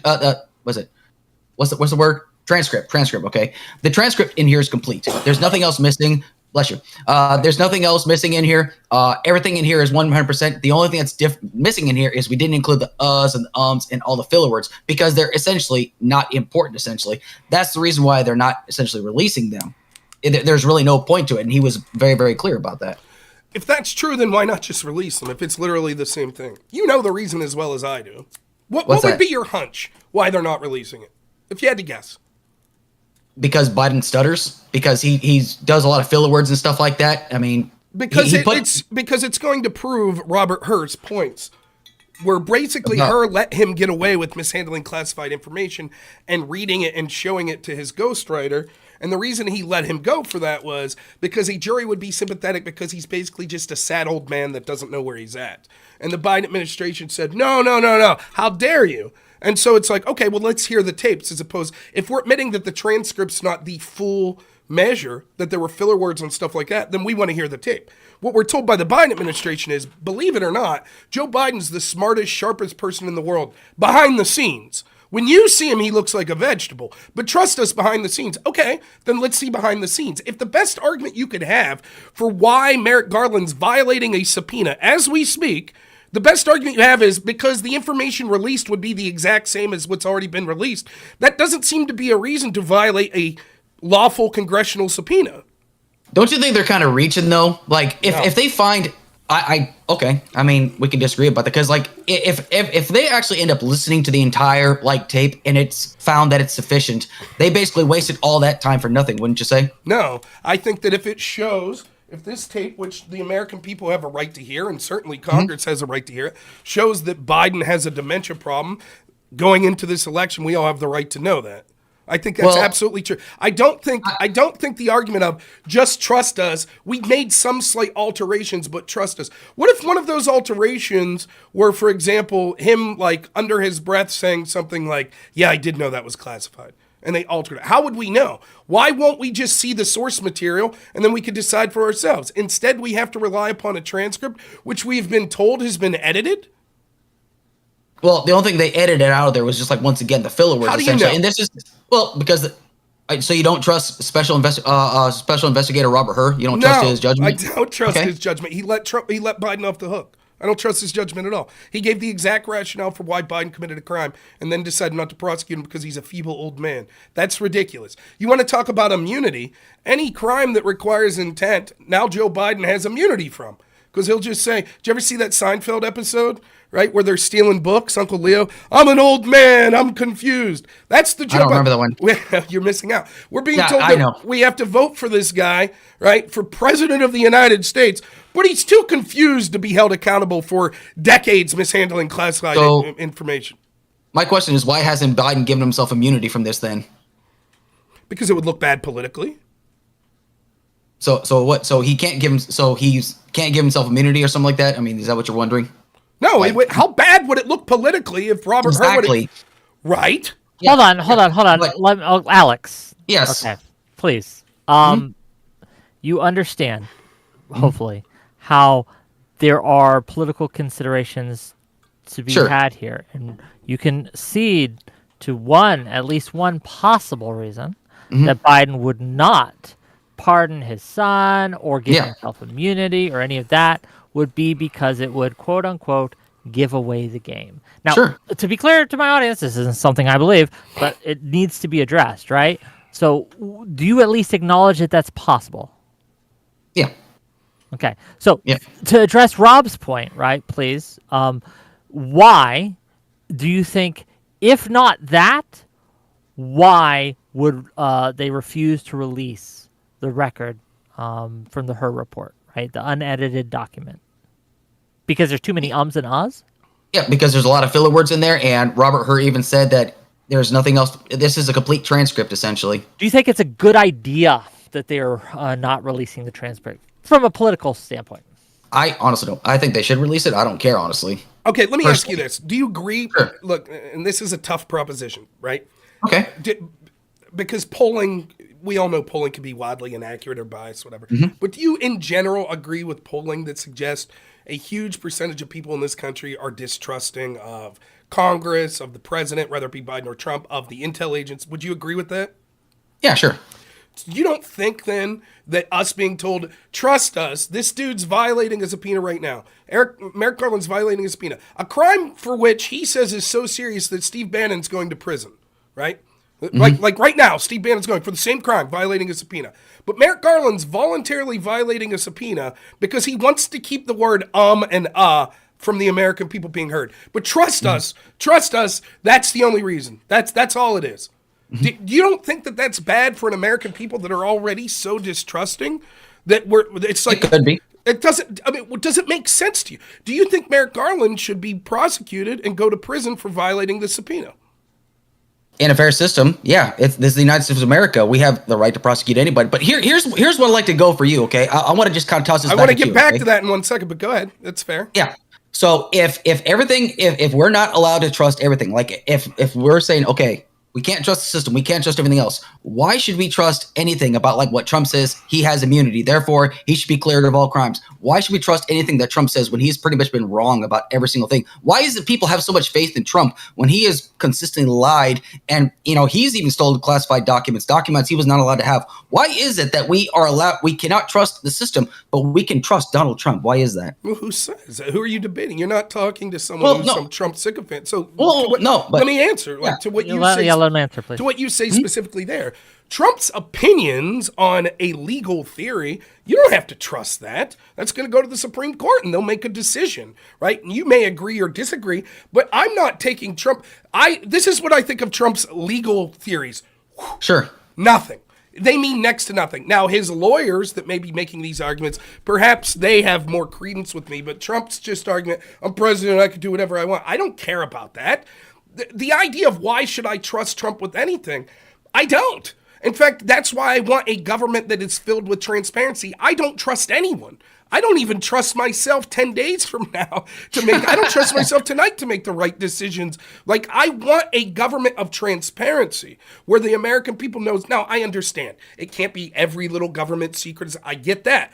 But the idea that I want an open and honest government, my issue is that I see the government is not open and honest, and it has grown to such mammoth proportions that the American people's voice no longer matters, and it's currently engaged in a double standard against anyone that they see as potential outsiders, which is why they didn't like Bernie Sanders in 2016, which is why they didn't like Trump. Not because Trump's some saint that I trust everything he says. I think Trump's done a lot of things that are terrible. I criticize Trump in ways probably more effective than many, many, many of the left-wingers. I personally wanted Vivek Ramaswamy or Ron DeSantis. More than I wanted Donald Trump. That's who I wanted. So I don't just take, whatever Trump says is good. I don't believe that. But I want to go back now. We can come back to this if you want, but just real quick to put a bow on this, right? If you say in a fair system Garland should go to jail, you do realize he's not going to go to jail. So doesn't this disprove your whole argument that he's not just a yes man for Biden?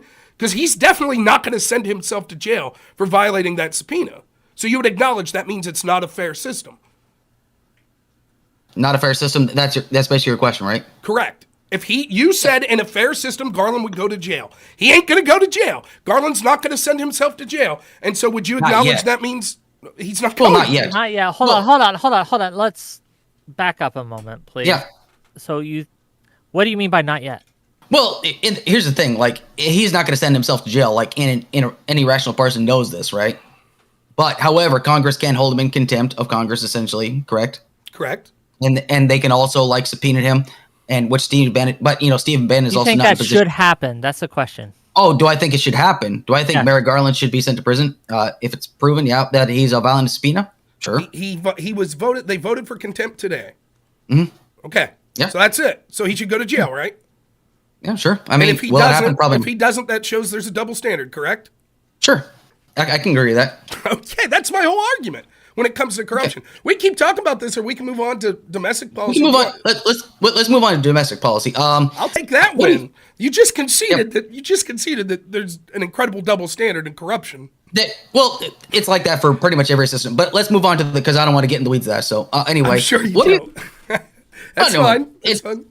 What do you feel about for example, the bipartisan infrastructure bill? How do you feel about that with Biden? Do you think that's a good program, or do you think it's kind of a crappy program? I think that I feel the same way I do anytime there was a bill like this under Trump or under Obama or under Bush. We're told these amazing things will happen when we spend billions upon billions of dollars, and trust us, it'll go to important things. And then all it ever seems to do is go 10% to where it should, and the rest of it goes into the pockets of wealthy people, which usually results in a transformation of wealth from the poor and working class to the upper class and inflation occurring. That's what happened I'll criticize Trump right now. It's what happened under the CARES Act with Trump, all of the massive stimuluses we had with Trump. Now, Democrats, as I said, my criticism of Trump is Democrats wanted that more. They wanted even more spending, which would have led to an even bigger transfer of wealth. So, yeah, in theory, is it a good idea to spend money on infrastructure? Sure. Is that something the government should be doing anyways? Yeah. I refuse to believe that the CHIPS Act, the infrastructure bill, the Inflation Reduction Act that spent trillions of dollars, which we're now seeing in our pocketbooks when we go buy groceries, was a good thing because, trust us, it promises us that it's going to build roads and stuff. The better question to ask is, how is the economy in such a shitty shape when Biden just printed trillions upon trillions of dollars. If you gave me $5 trillion and said, okay, Rob, can you make people's pocketbooks look better temporarily? I'd be like, hell yeah. Easy, no problem. And yet somehow Biden spent all of this money, and this is what we see? We see, and we could talk about the numbers if you want, right? But the American people aren't lying when they say we're feeling the crunch, and they are. And if we believe the inflation numbers from the government, they're really bad. And if we actually look at what it really is, it's way worse. So the American people aren't buying. I've said this, Biden's team, Wick, you got to get Progressive Victory to call me, man. I'd set the message for them. Biden's team makes a mistake the entire time when they're like, oh, the economy is great. That's such a bad argument because you can't lie to people about that. The people know that the economy is not great. And so what you're doing is if you're looking to the Democrats and Biden for help, you're saying, I'm struggling. And instead what you're hearing is everyone's doing great. The message you're getting is there's no help coming then, right? And so that's the real question to me. Given the amount of money we've spent, why is this the terrible results we're seeing? What we got for our troubles was inflation and a bunch of temporary jobs that almost all went to foreign-born people. Yeah, I missed that because I kind of, but I think I caught the gist of it. You're asking me is like, what was like the end goal? Why, if everything is so... Why is the economy shit? And Rob, this is Rob's... Why is the economy... With all the money we spent, why is the economy shit? There we go. Wick, very concise. Yes. Should just let Wick make the argument. Yeah, for starters, okay, like, people would say, like, we are in, like, hard times, essentially. Okay, sure. But here's the thing, though. There's kind of like a cause and effect kind of deal, okay? Ever since like the war like in Russia ever kicked off and like there's been other conflicts have kicked off, the price of oil's increased. It's kind of a logistics, you know. Hold on, can I just ask you, Alex, for clarification? Are you ceding to the point that the economy is shit? I wouldn't say shit. It's just, you know, it could be better. I wouldn't say so shit. You're no. conceding to the point that it's bad just for... Okay, go ahead. I would say it's about average. We're doing better than most of the other first world countries. Let's just put it that way. I'd say like we could definitely do better, but we can always do better regarding the economy. But the thing is like we have to take things into account when it comes down to like logistics. Everything that gets made, for example, with high gas prices, like with diesel and whatnot, like the high price of diesel. Anytime like a company has to ship like one product, let's say bread from one location to the next, right? Any company that moves it is going to charge a certain amount, and that certain amount is actually going to increase the price, and then that store is essentially going to increase the price of the loaf of bread and whatnot. That's going to happen essentially, especially when gas prices are, you know, I wouldn't say they're high right now. They're about in the middle right now. We're actually, I wouldn't say in a terrible spot.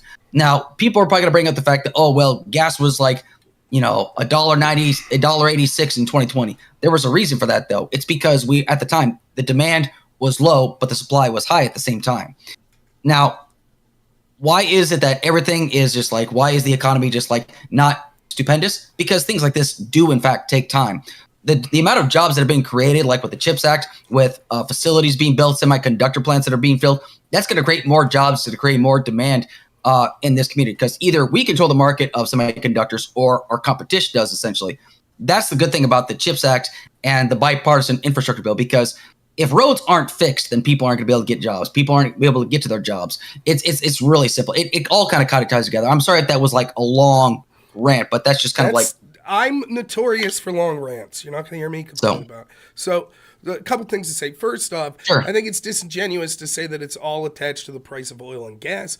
I don't know if that's what your intent is there, but that's certainly not true. Second, even if we accept that, those prices were up under Biden Russia invading Ukraine. Third, the fact that Biden came in and set sort of the precedent that, you know, set the signal out to the oil producing companies that he was going to end the fossil fuel industry. Even though it is true that domestic production is up under Biden, if they would have continued the same policies, there's an estimation that Trump's policies continued into the Biden administration would have produced an additional 2.2 billion barrels of oil. So actually, even under that metric, Biden did slow it down.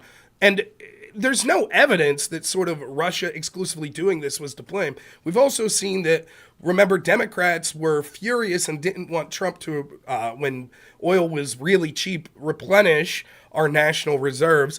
Biden's using it as an election ploy to diminish our national reserves. Biden probably well knows that it was either the United States, our allies in the UK, or Ukraine, or probably a combination of the three, that blew up the pipeline that was blown up over there in Europe, which made oil prices, energy prices, not oil specifically, but energy prices across the globe go even higher. And all of this inflation was occurring well before Russia invaded. The truth is, why is it that you remember when Biden came in office and he was like, yeah, I won't make excuses. The buck stops with me. But everything's everyone's fault but his. Why can't we blame Biden for Russia invading? Why not? They didn't invade when Trump was there. So if the excuse is going to be, well, he can't help it, Russia invaded, what did he do to prevent it?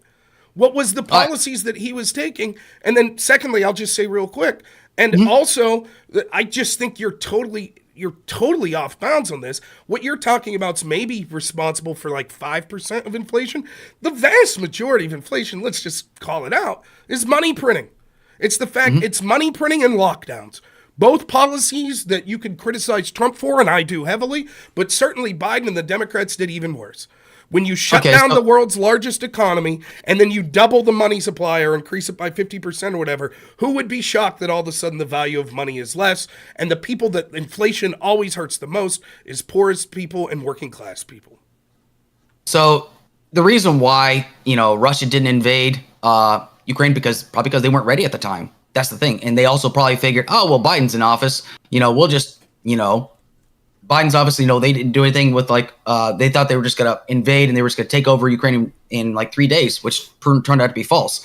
We actually were helping out Ukraine. Actually, we were training and building up their forces. So we got to, that's something that's been happening between Obama, because we learned what happened in Crimea, and then it continued with Trump and it continued under Biden as well. Now, to answer the question, printing money, yes, but there's another thing that we're not taking into account. The tax cuts in 2017 actually increased the deficit, increased the national debt.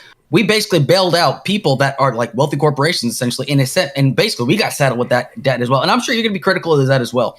But it's all kind of combined in together, essentially, because tax cuts don't actually benefit the American people. It actually benefits the top 1%, which I'm sure you would probably agree with. It's not true. The tax cuts actually did benefit poor and working class people as well. Now, the argument, it is true, but would you deny that? You're just saying it. I would. Why am I paying more taxes then under those tax cuts? I don't think you were. Well, maybe you specifically were, but I don't know what your income bracket is, but most people were paying less under the tax cuts at all income brackets, those that paid in. I'll look for the data here in a second. I don't have it in front of me. But it's even if I would accept that, which I don't, because I think that tax cuts did benefit the poor and working class as well. There's criticism to be made of the average Republican idea of, this is the stupidity of the Republican and Democrat debate, where the Republicans are like, we'll cut your taxes, but they're not going to cut spending. Okay, well, that doesn't add up. And Democrats are like, we're going to increase programs and spending, but we won't raise your taxes. Neither of those add up. You're right. If you're going to have tax cuts, then you should cut programs. That's exactly what this country should be doing. The federal government is bloated beyond the point of being it's insane, right? And so we should have tax cuts, but we should also responsibly, severely cut back the amount of programs and spending that we have with our government. And you're not going to hear from me that Trump didn't spend like a madman. It's one of the things I criticize Tea Party people for. If you were against Obama spending, it is undoubtable over his 4 years, Trump spent at a higher clip than Obama. However, if we look at just that spending, because at the end of the day, your argument with tax cuts is going to be moot anyways, because the largest transfer of wealth that we've seen in recent history of this country came as a result of COVID lockdowns and stimulus spending. That's what happened. And that came under the end of Trump and then throughout the Biden administration. That's undoubtable. That's what happened, right? So the problem, theoretically, let me steelman your position. Your argument with tax cuts would be it would lead from a transfer of wealth from the poor and working class to the upper class. That's your argument? Essentially, yeah. But we see that that's worse now. And the reason that it's worse came about because of the socialist policies of big government intervention into our government telling us to lock down, and then big government intervention in the form of printing money and sending out all this money. When the government prints this money, the people that are advantaged the most are the people that get access to the money first. And those are going to be people that are directly in cahoots with the banks, etc. The people that suffer the worst through inflation are going to be the poor and working class. And that's exactly what we see. And I could read you the numbers if you want. Now, I'll admit, I've been sick all week. I know the core CPI numbers and the job numbers just came out this week. So I had this debate with economist Noah Smith last month on Wick's channel. So I have the numbers from last month, from April, right? So we could go through those. They're not the most recent, but you could see, looking at this number, just how bleak the picture is if we accept the numbers that come from the United States government, which there's solid reason not to believe those numbers. In many cases, many of the consumer goods that are necessary have increased 50 to 80%. It's not workable. The American people are struggling mightily, and it's not because of the tax cuts. But the difference is, I'm throwing you a bone and saying this. I'm not saying Republicans and Trump aren't responsible for this as well. They are. They signed off at the end of the day. They did. It's just that the Democrats have been worse. And I don't find it persuasive, the argument to trust us, this economy is great. Like one of the things you said in your opening statement, which is sort of ironic because I think you have this exactly backwards. You said Trump inherited a good economy and Biden inherited a bad economy. But that's an argument for why Biden's doing even worse. If you inherit an economy that bottomed out, then surely it's easy for you to say, look, we're making market improvements. And Biden tries that. He says, look how many jobs we're creating. Right. You and your party went along with Republicans in shutting down and killing thousands upon thousands upon thousands of jobs. And then when you let people go back to work, you say, look at the job we just created. No, you destroyed people's lives and then told them they could go back to work. Okay, two things. I want to let Alex respond to that. Then I have a question for both of you. Sure. And then we are kind of wrapping up a little bit here. Sure. And Not a so problem. we're going to go to closings and all that. But I want to give you a chance to respond before I ask you both a question. Go ahead. Yeah. Okay. So first things first. Okay. Like with the whole COVID lockdowns, people would say, "Oh, the COVID lockdowns were absolutely horrible. They never should have happened." The truth is that we were dealing with a pandemic that nobody knew how to handle. Why? Because the task force got gutted, essentially. A task force that was actually supposed to predict and basically like have a plan. There was like an absolute playbook to fix pandemics like this. And when people say, "Oh my God, we never should have done these lockdowns," are probably some of the reasons why people are still alive. Honestly, I mean, you can disagree with it all you want to, but when I looked at the numbers, I mean, like in some cases, there were people that were actually saved. Australia had the same kind of turnabout. There were some countries that actually had these lockdowns. It probably saved people's lives more than likely. And we have to look at this from a very pragmatic point of view. Essentially, yes, they printed a lot of money. There was a lot of people that took advantage of PPP loans, like wealthy people, especially. They shouldn't have qualified for them. That should have been less specifically for like small business owners, people that actually lost much. Now, there was a plan for COVID when it hit us. That falls squarely on the federal government, of course. But who was the commander-in-chief at the time? It was Donald Trump. He said, "I'm going to leave it to the states." That is such a cop-out of an answer. You're supposed to set the example as the commander-in-chief to do your part. Now, why did so many people die, more people die under Biden? It's because people stopped listening to the experts. They listened to bloggers. They listened to Alex Jones. They listened to all these people that were not experts in this field. They listened to people talk about, "Oh, I'm just going to inject I'm going to inject, disinfectant and stuff like that," because they did not listen. They were listening to like people that had no idea what to do about this. Now, when they had to, like a lot of the jobs that came back, I think like finally all the jobs that were lost came back in 2022. We've had an increase in jobs, exponentially, essentially. Now we can say, "Oh, these are just part-time jobs." Somebody still has to take those jobs. We can nag on like, "Oh, part-time jobs, they are real jobs." Somebody has to fill those positions. We can say, "Oh, well, that you pretty much killed the American dream." We didn't kill the American dream. It's just it got put at a halt. The pandemic was a once-in-a-century pandemic, essentially.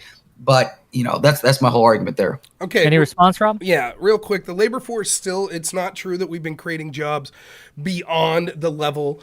I mean, that is true in a sense, but it's not the number we should be looking at. We should be looking at the labor participation rate, right? Because as the country's population grows, there's always a natural growth in job growth. So the question is there a higher percentage of people participating in the labor force than now?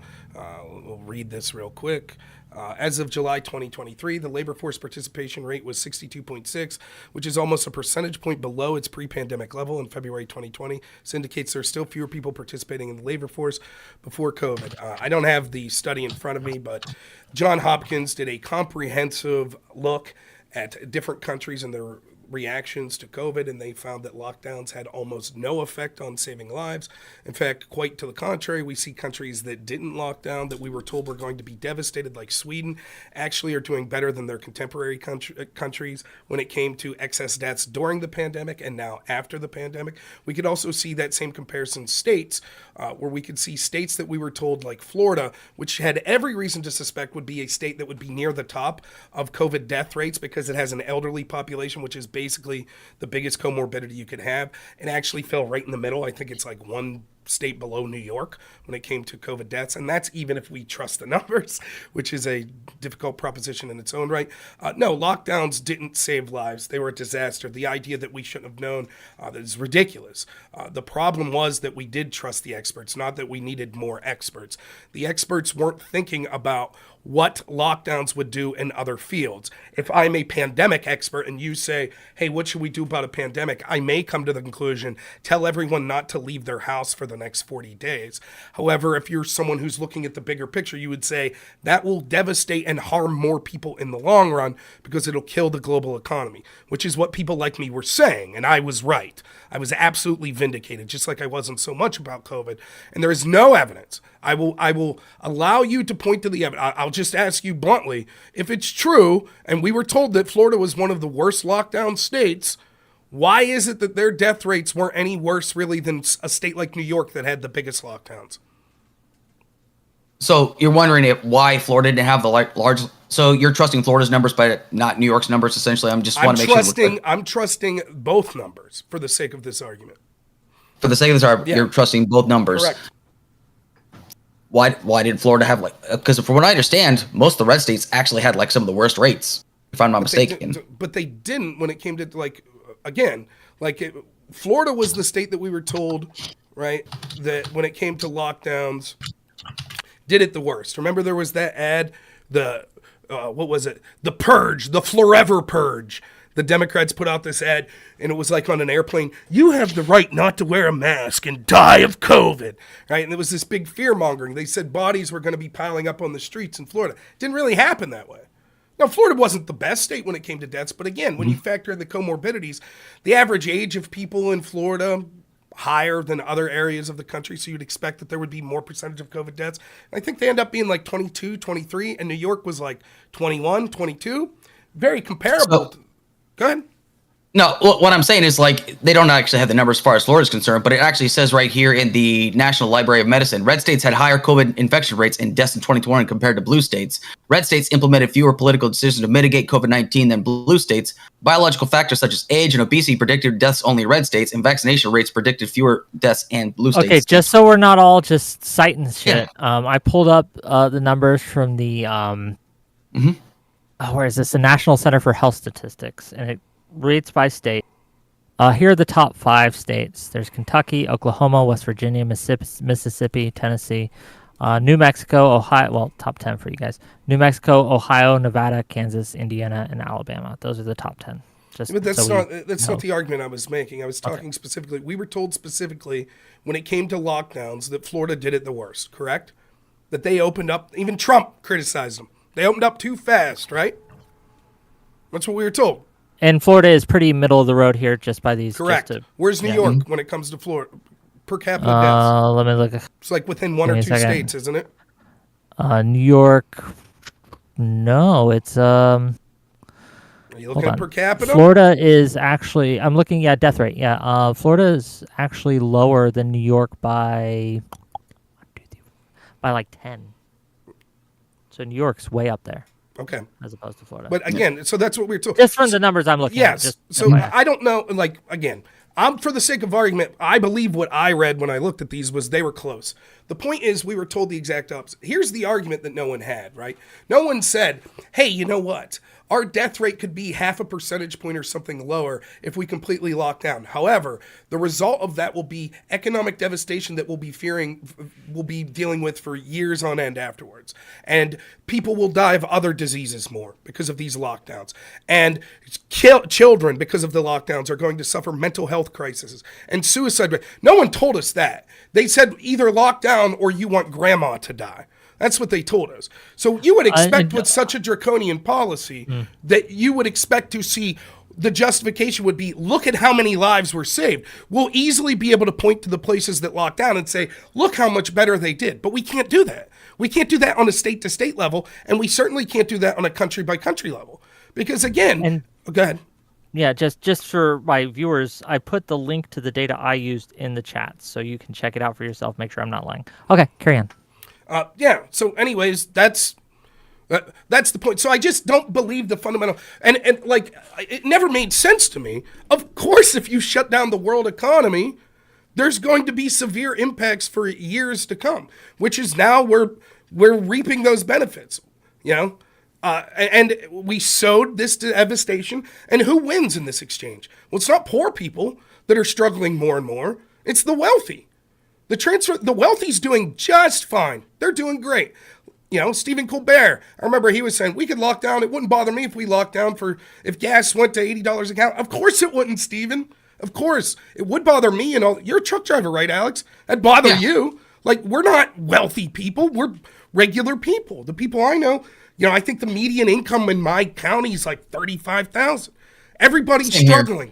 Everybody's struggling. And the idea that we're continually told, no, everything's going swimming, it's not true.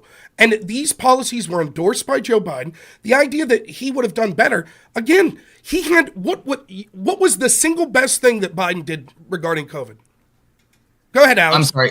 No. You cut out. What was your question? You cut out. What do you find was the single most effective or best thing that Biden did regarding COVID? What was his plan that you liked? Pushing out the vaccinations. I thought that was great because they said that he was never not going to be able to push out like 100 million doses, and he was able to do that like twofold. Actually, they challenged him to do that, and I thought that was great because the vaccines work essentially. I mean, people can say, oh well, that's not true. They do work. I'm not going to get into a debate on whether or not vaccines work, but I'll say this: like YouTube, we're saying vaccines are the bomb. Don't worry, right? But whoa, yeah, careful. Like, I mean, you can have for the sake of argument, that's fine, right? So let's concede that vaccines were the best thing. Okay. So first off, we're saying Biden did better than Trump because Biden said that it was impossible for Trump to have them out by April, which is exactly what happened. So they were created in a time frame that almost every expert and Democrat told us was impossible. Mm-hmm. And that was because of Trump's Operation Warp Speed. Yes and no, actually, because Trump tried to take credit for something because Pfizer was actually producing the vaccines. Now, Trump said Operation Warp Speed, but Pfizer even said that this had nothing to do with Warp Speed. We just kind of like, we recreated the vaccine because we were going through trials and tribulations. But I think you mentioned at the beginning, I mean, we don't want to go too much into this, I know, but like, you did bring up that like Joe Biden says and Kamala Harris said they weren't going to take the vaccine. They said that they weren't going to take the vaccine because Trump said that the vaccine. They said we're going to trust the experts regarding that's. I just want to get a clarification upon that. So we'll get to that in a second. So Trump, it got created under Trump in a time frame that the Democrats, including Biden, told us was impossible. When Trump went out of office, they were sending out about 1 million doses a day. Correct? Yeah. Okay. Now Biden did up that. He almost doubled that at one point. Biden did. Yeah. Right. But that hardly seems like, oh, we're going to give Biden credit. Biden did such a better job than Trump because under Trump, the entire vaccine was created and then 1 million doses a day came out. And we were told by the experts on the Democrat side, not only would 1 million a day not be coming out, but it would be impossible for the vaccine would be created. And so all Biden did was like, let's get more trucks out there. Yeah. I mean, that still is like a positive thing. I mean, we have to agree. That's actually a good thing though, isn't it? Well, you could say it's positive, but I hardly think that you say that Biden did something extraordinary. He just took what was the natural progression of it took time to develop the vaccine. All of that happened before him. And he just said, okay, now let's get more of them. That's not like what is the mind, what is the great skill that Biden needed to achieve that? Nothing. And then the other thing is you mentioned, right, the idea that people were distrusting. Because of Trump, people were distrusting. Well, if the vaccine was the thing you think's the most important, can you show me one time of Trump ever criticizing the vaccines?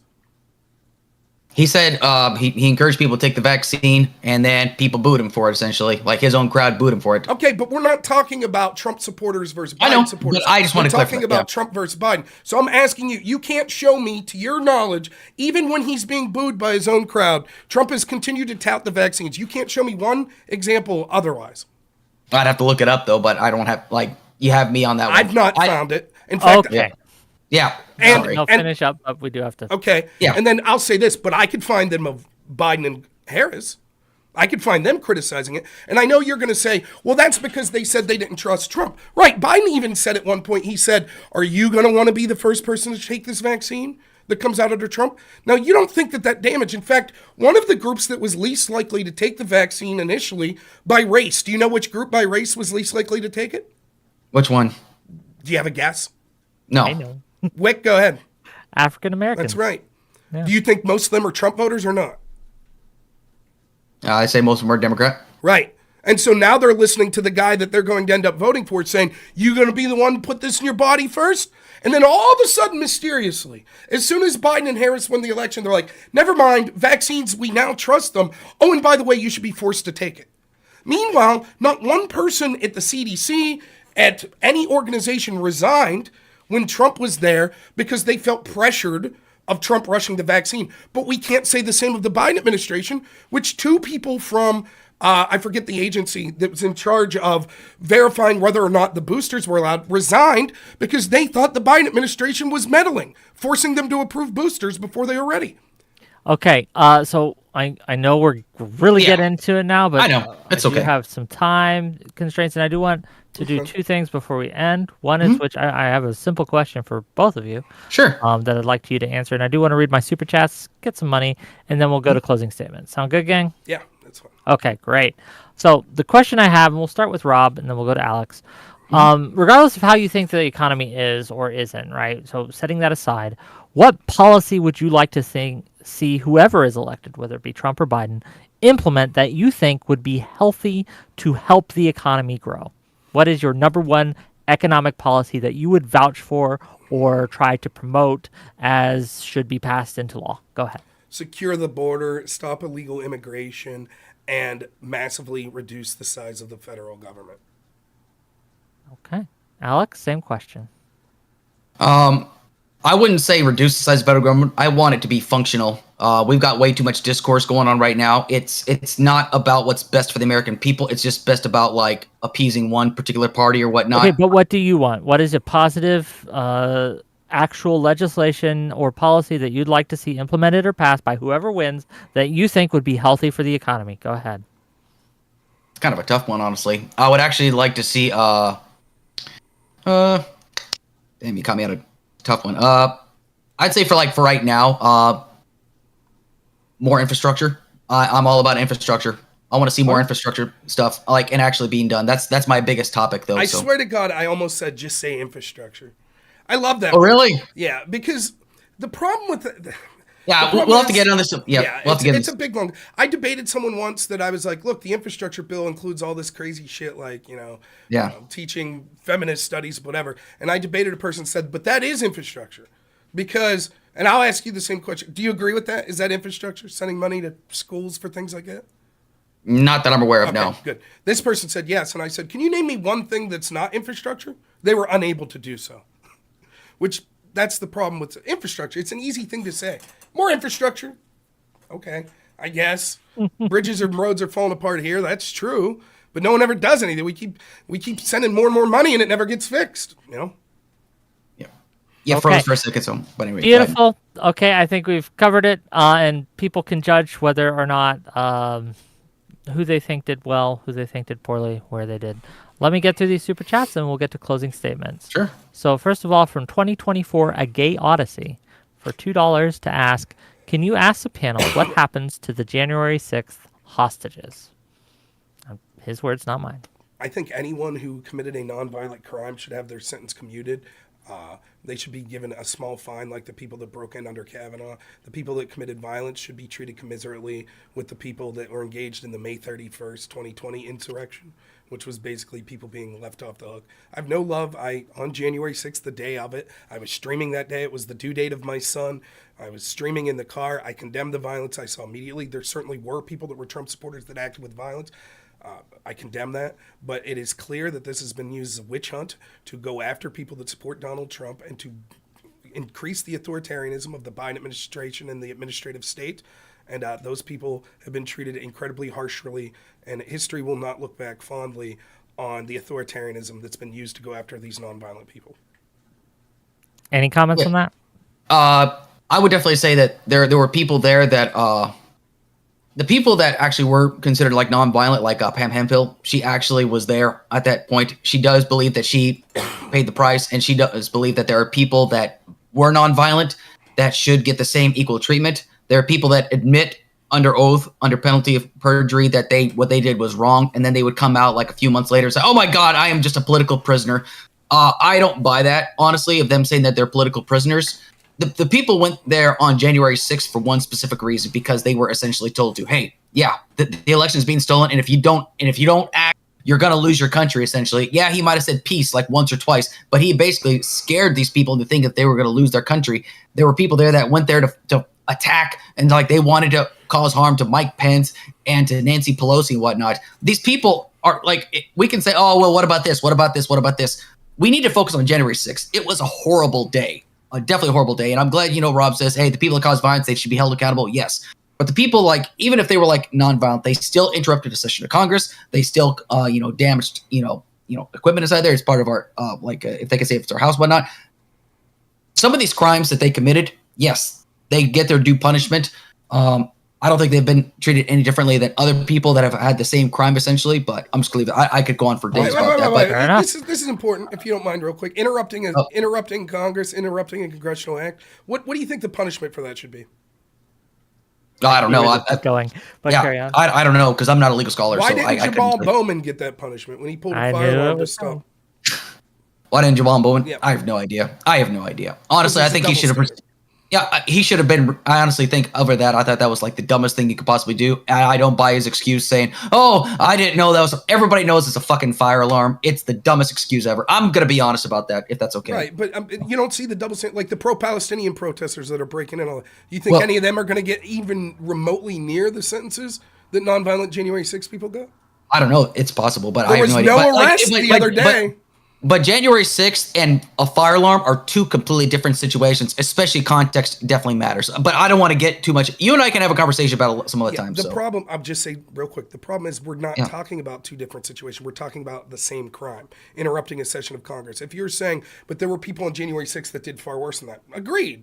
Right, but we're talking about an individual that did nothing more than the crime you could isolate as interrupting a session of Congress. You seem to say that's an important thing, and they need to be held accountable. My question is, we see this from the left all the time, and it seems like there's never accountability. I mean, just this week we saw these Palestinian protesters, no one arrested.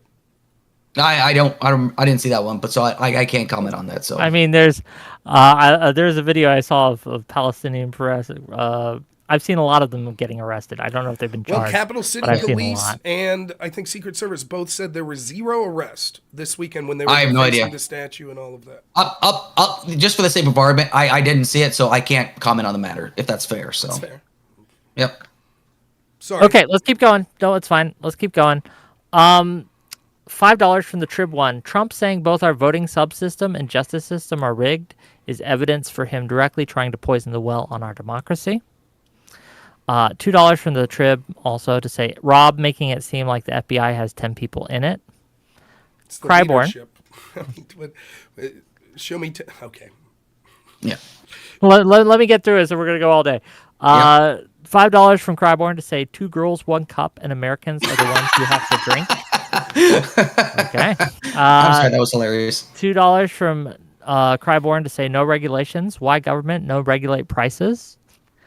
$5 from Turtle Emergency. If you can't logically credit Trump for the vaccines, but not hold him responsible for Afghanistan, this is completely contradictory, batshit reasoning. It's not true at all, right? Vaccines, you want to address that real quick? Vaccines. I'll ask you this, Alex. Is it objectively true that vaccines existed when Trump left? Yeah. Okay. Can you envision a world where Biden would have came into office and said, "Yeah, I'm not beholden to Trump's pullout. I could do what I want."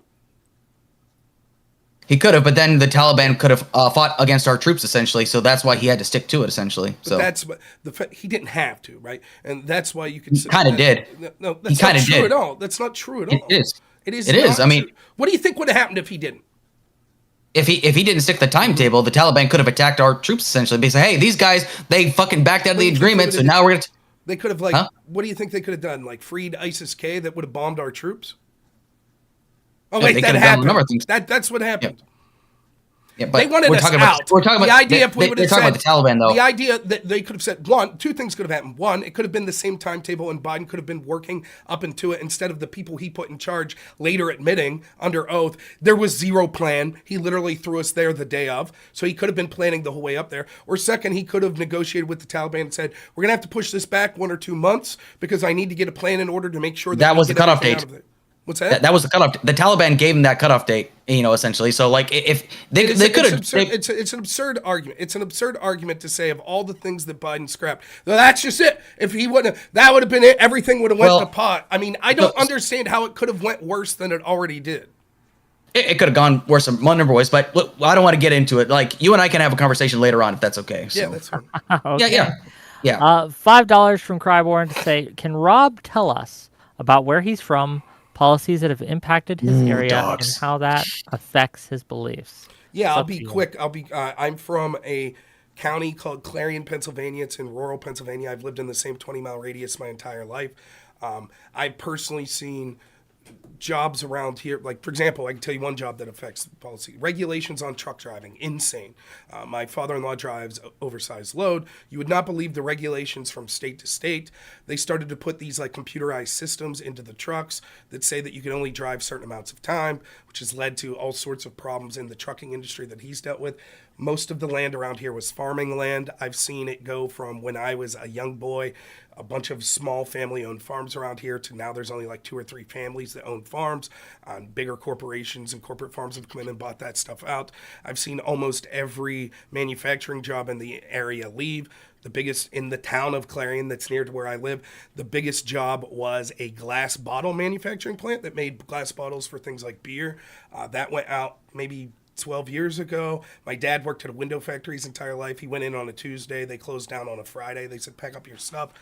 So, yeah, I've seen how these policies and ineptitude has really screwed over rural America, and people are hurting here. I've seen opioid deaths go through the roof. I've seen addiction go through the roof.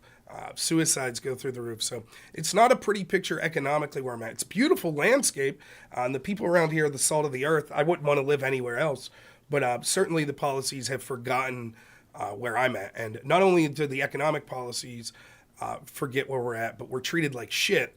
We're treated like no one speaks up for people in rural America. Who gives a shit? No one cares. We're flyover country. We're told that we're the great enemy. So when you have corporations like Nike sponsoring Black Lives Matter, who are they revolting against? They're not at Martha's Vineyard, the people that run shit. They're not there. They're not at Washington. They're burning down inner city homes saying the bad guys are MAGA voters. The only reason people around here voted for MAGA is because Trump was the first person in 30 years of national politics that actually said a positive word about us. So that no one understands. It's not that the policies that Trump did. It's that finally someone treated us like we weren't pieces of shit. Just 10-toothed rubes, as Rick Wilson said, a bunch of racists. It couldn't be further from the truth. Some of these people, I was excited to debate Alex when I found out he was a truck driver. Those are the people I respect most in life. Like, I suck at that shit. But when I see these blue-collar workers that bust their ass 50, 60, 70 hours a week, and they're treated like shit, like that they're the problem with this country, it infuriates me. And so that's where I get the positions I come from. No, I don't think I don't think blue collar people are necessarily treated like shit. Essentially, I think that's kind of like but that's I don't want to get into, again. You and I will talk some other time because I'd like to have another conversation with you. So yeah, that's fine. $2 from 2024 A Gay Odyssey to say, based Rob, much love for speaking on the January 6th. Gang, thank you for your time and attention. I do appreciate it. I know that you have a lot of options of where you can come to get your content, and I thank you that you come to me. And I want to thank both Rob and Alex for thinking of me when it comes to moderation. I do appreciate it. Makes me feel good. I like it. Gang, if you like this content, hit that like and subscribe button in the description. I've linked to both of these wonderful individuals' channels. You should probably give them a follow if you're watching me from... If you are first being introduced to either of these people by watching my show, then please go give them a follow and a subscribe as well. They're both great people. With that, I want to give each of these these wonderful individuals an outro and give your closing and final thoughts, and then we'll just wrap it up for the night. Cool? Yep. We're gonna start with Rob, and we're gonna let Alex have the last word. Rob, go ahead. Okay. Yeah, I had a lot of fun. I thank both of you for being here. I know I wasn't I'm feeling a little under the weather, but I thought it went swimmingly. Thank God I didn't have to yell or scream or anything like that. So good for that. Yeah, as far as the debate goes, I think that the areas we covered, I was cognizant that I've had this debate several times, so I wanted to sort of talk about the issues that Alex wanted to focus on. So I hope that Alex feels that he got to talk about most of the things that he wanted to talk about. I think that my impression of this is I think that I clearly made my case, I think, significantly that what I started off saying, objectively, the country was better under Trump, particularly in 2019, than it is under Biden now. I think that stands. I think that the issues we hit on shows that. The idea, foreign policy-wise, I think it's just, as Alex concedes, that the world is not more stable today than it was under Trump. When it comes to the issues of corruption and damaging democracy, I mean, I don't know what to say.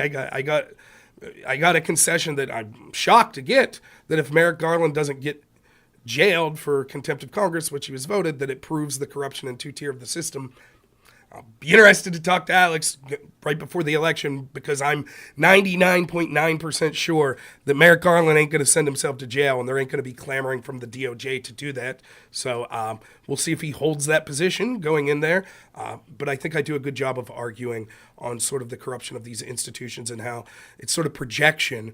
They're afraid that Trump will do to them what they've done to Trump and Trump supporters. That's what it is. And then, when it comes to sort of the economic debate and the domestic debate, I think that quite clearly we could see how bad and grim the situation's getting, and there's this rosy picture that's being painted. I do put some of the blame at the feet of Republicans and Trump, but I think that overwhelmingly it was sort of these institutions, the Democrats and Biden's policies that made these things worse. You can find me at Normal America with Rob Noerr on YouTube, Rob Noerr spelled Noerr on almost any other platform. Usually stream Wednesday, Thursday, Friday evenings around 8 p.m. Eastern. But lately, work's been keeping me a little longer, so just catch me when I'm on. Thanks so much to both of you again, and look forward to hearing your outro. So. Okay. Yep. Gang, give him a follow. He's great. We like him. We vociferously disagree with some of the points he made tonight, but I'm the moderator. I'm not here to argue. I'm here to facilitate discussions. With that, though, Alex, close us out. So first things first, I want to thank Wick for moderating this debate. I thought this was a really good debate. Rob, thank you so much for agreeing to this. I think this was good. This was a good debate. I think it's important for us to have like this kind of discourse. I mean, because some people like the blood sports, some people like the shouting. I only shout when I feel like the person is like bad faith, but I felt like, Rob and I had good faith discussion. We didn't agree on much, but that's okay. I think that this is really, really important to have something that, even if you don't agree, to have these conversations, because it kind of sees things from different points of view. So here's the thing. There's a lot of things I feel like we could have covered, but Rob was gracious enough to let me talk about things I want to talk about as well, which is good. I felt like hopefully I gave him the chance to like make his points. Yes, I did concede, but I think the thing we need to focus on the most is like there's a lot more issues, and like we didn't get a chance to talk about it, about like why I'm still voting for Biden. Like there's I could go on for days about this, but I've only got so much time. But the fact of the matter is like things aren't pretty, but they are going to get better. Things tend to get worse, like the night is darkest more, whatever, some happy horse shit. But we've been through worse in this country. We're going to come out on top of this eventually. Like, it just takes time for something like this to take place. And I want people to understand that, things might be tough like right now, but the fact of the matter is things will get better. You just have to like kind of persevere through it. Like, get up every morning, go to work. Like, some people just don't feel hope about it, but it just takes some time to get these things taken care of. There are some great policies. Like, I didn't give a chance to talk about like, the overall, relief that Biden has given people, like with their health care and whatnot. We didn't get a chance to talk about the, $35 insulin, but I don't want to like kind of rehash these things, but Biden's policies domestically have been great. And I feel like will only get better as the year progresses. Do I still think like if somebody breaks a session of Congress, like if Steve Bannon's going to go to prison, then yes, got to remain consistent about that. But I don't want to go too much further into it, because like I'll be here all day. You can find me every Saturday at 8 p.m. Eastern Standard Time. I host a podcast called Current Events on Tap. Rob, you're invited to that. What I do is I bring one or two guests on. We talk beer and I pick two current events of the week, and then my guest picks two current events of the week. It could be whatever current event they want to, what's going on. We both give an assessment upon it. It's a very chill format, very laid back. I try to encourage everybody to have a good time, but this Friday I'm going to be interviewing Clint St. Mosley, who's running for the 9th Congressional District in the state of Michigan. He's running against Lisa McClain. I'll be doing that on my platform as well. So once again, Wick, thank you for hosting this. Rob, thank you for the opportunity. I hope everybody had a great time. Thank you so much. Okay, great. Gang, if you want to see more Wick content, tomorrow I'm actually going on someone else's stream. I'm not going to be streaming it, but Timothy Imholt of D&D fame, who runs an AI company, has invited me on his platform, and I'll be tweeting out links to this, to talk about gatekeeping in role-playing games. And so it's not politics, but it's blood sports nonetheless. So check it out. Is it going to be how you nerds don't leave us non-nerds in? Is that what it's going to be? Exactly. Why we gatekeep to keep out the tourists. Yeah, okay, bastards. The people who want to come into our hobby and try to rearrange the furniture to suit their needs. Look, you don't like it, stay away, right? If we like it, don't change it. But anyway, with that, we're gonna raid out. I love you all. Bye bye. Thanks, See you guys. later. It's fun. I enjoyed it. I gotta be honest. I was not looking forward to this because oh god, I hate being sick. I'm the wimpiest when it comes to being sick, man. I'm just a wimp. My wife gets sick, she's a trooper. I get sick, and I'm just like, oh, I just want to sit around with ice on my head. But I thought, all things considered, I tip my cap to Alex. I thought that I enjoy those style debates when someone's not interrupting me the whole time. I think you could see that I didn't interrupt him much. I hope it was an easy debate to moderate for Wick, in the sense that he didn't feel that he really needed to get in. But yeah, I mean, I don't know what there is to say. I think I got important concessions on almost every single point.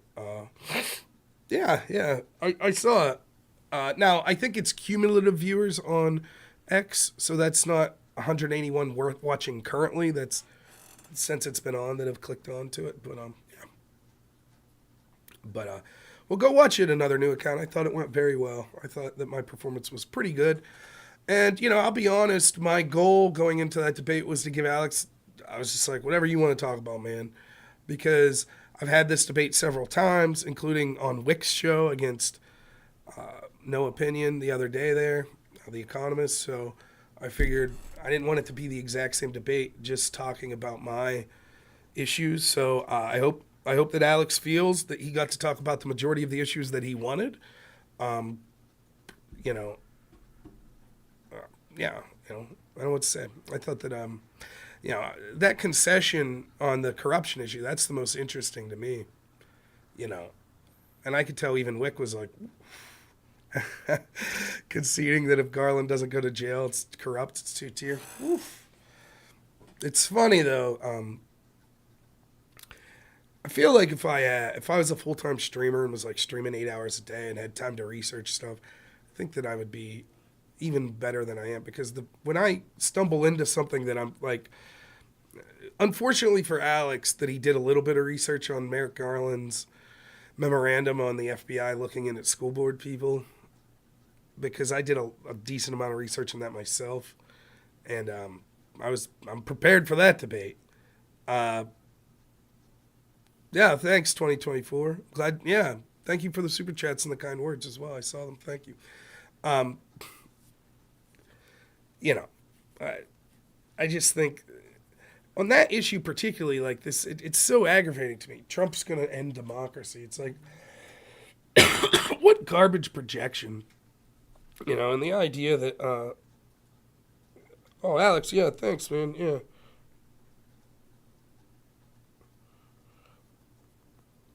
So, I don't know. Yeah, find a way. Well, there's two ways you could get me doing this full time. A whole bunch of you could start sending me large piles of money. That's one. Or one of you that's incredibly rich could send me a large pile of money yourself. Yeah, Afghanistan was brought up tonight. It was. That's actually, if you go back, it was the first thing we talked about. So. All right, guys, I'm going to head out. I feel like shit. I've had a cold or flu or something all week. I still feel terrible. I'm glad I got through without blowing snot everywhere. I thought that was likely to happen. So let's find someone to raid here on Twitch, and then I'm gonna get out of here. All's hair. Will I be streaming tomorrow night? If I feel better, yes. If not, I'm just. He's just like, I think it goes back to. I got a ton of work stuff I got to do most ridiculous this week. idea you've ever seen. So, Like, I don't know. I'm gonna try my best to. Oh, for crying out loud. to get better. Is my goal. So we'll see what's going better. On. I would like to stream. I think there's a lot to say, but I don't know. If I'm not feeling good, I'm not going to come up here and force myself. Friday night, I will definitely not be streaming because we're going to do Father's Day since I work during Father's Day. And then I got a stretch of days coming up. Crazy hours. So, but what can you do? We're going to raid Pentuple on Twitch, so if you guys are there. Pentuple's always good. I think you guys will like them. Thank you so much to everyone. I appreciate you all. I'm sorry I haven't been streaming more or putting as much content out in places like X. It's been, even GoRams is my brother in real life. He texts me. I didn't even text him back. I was such a veg yesterday, man. I was beat. Just so beat. And again, it's because, no beer flu. I wish it was beer flu. Regular flu, I think. So, all right. Thanks, guys. I appreciate it, Mincing Ninja. I appreciate it. All right. Enjoy this raid of Pentuple if you guys are on Twitch. Otherwise, we'll talk to you all soon. As always, have a good one.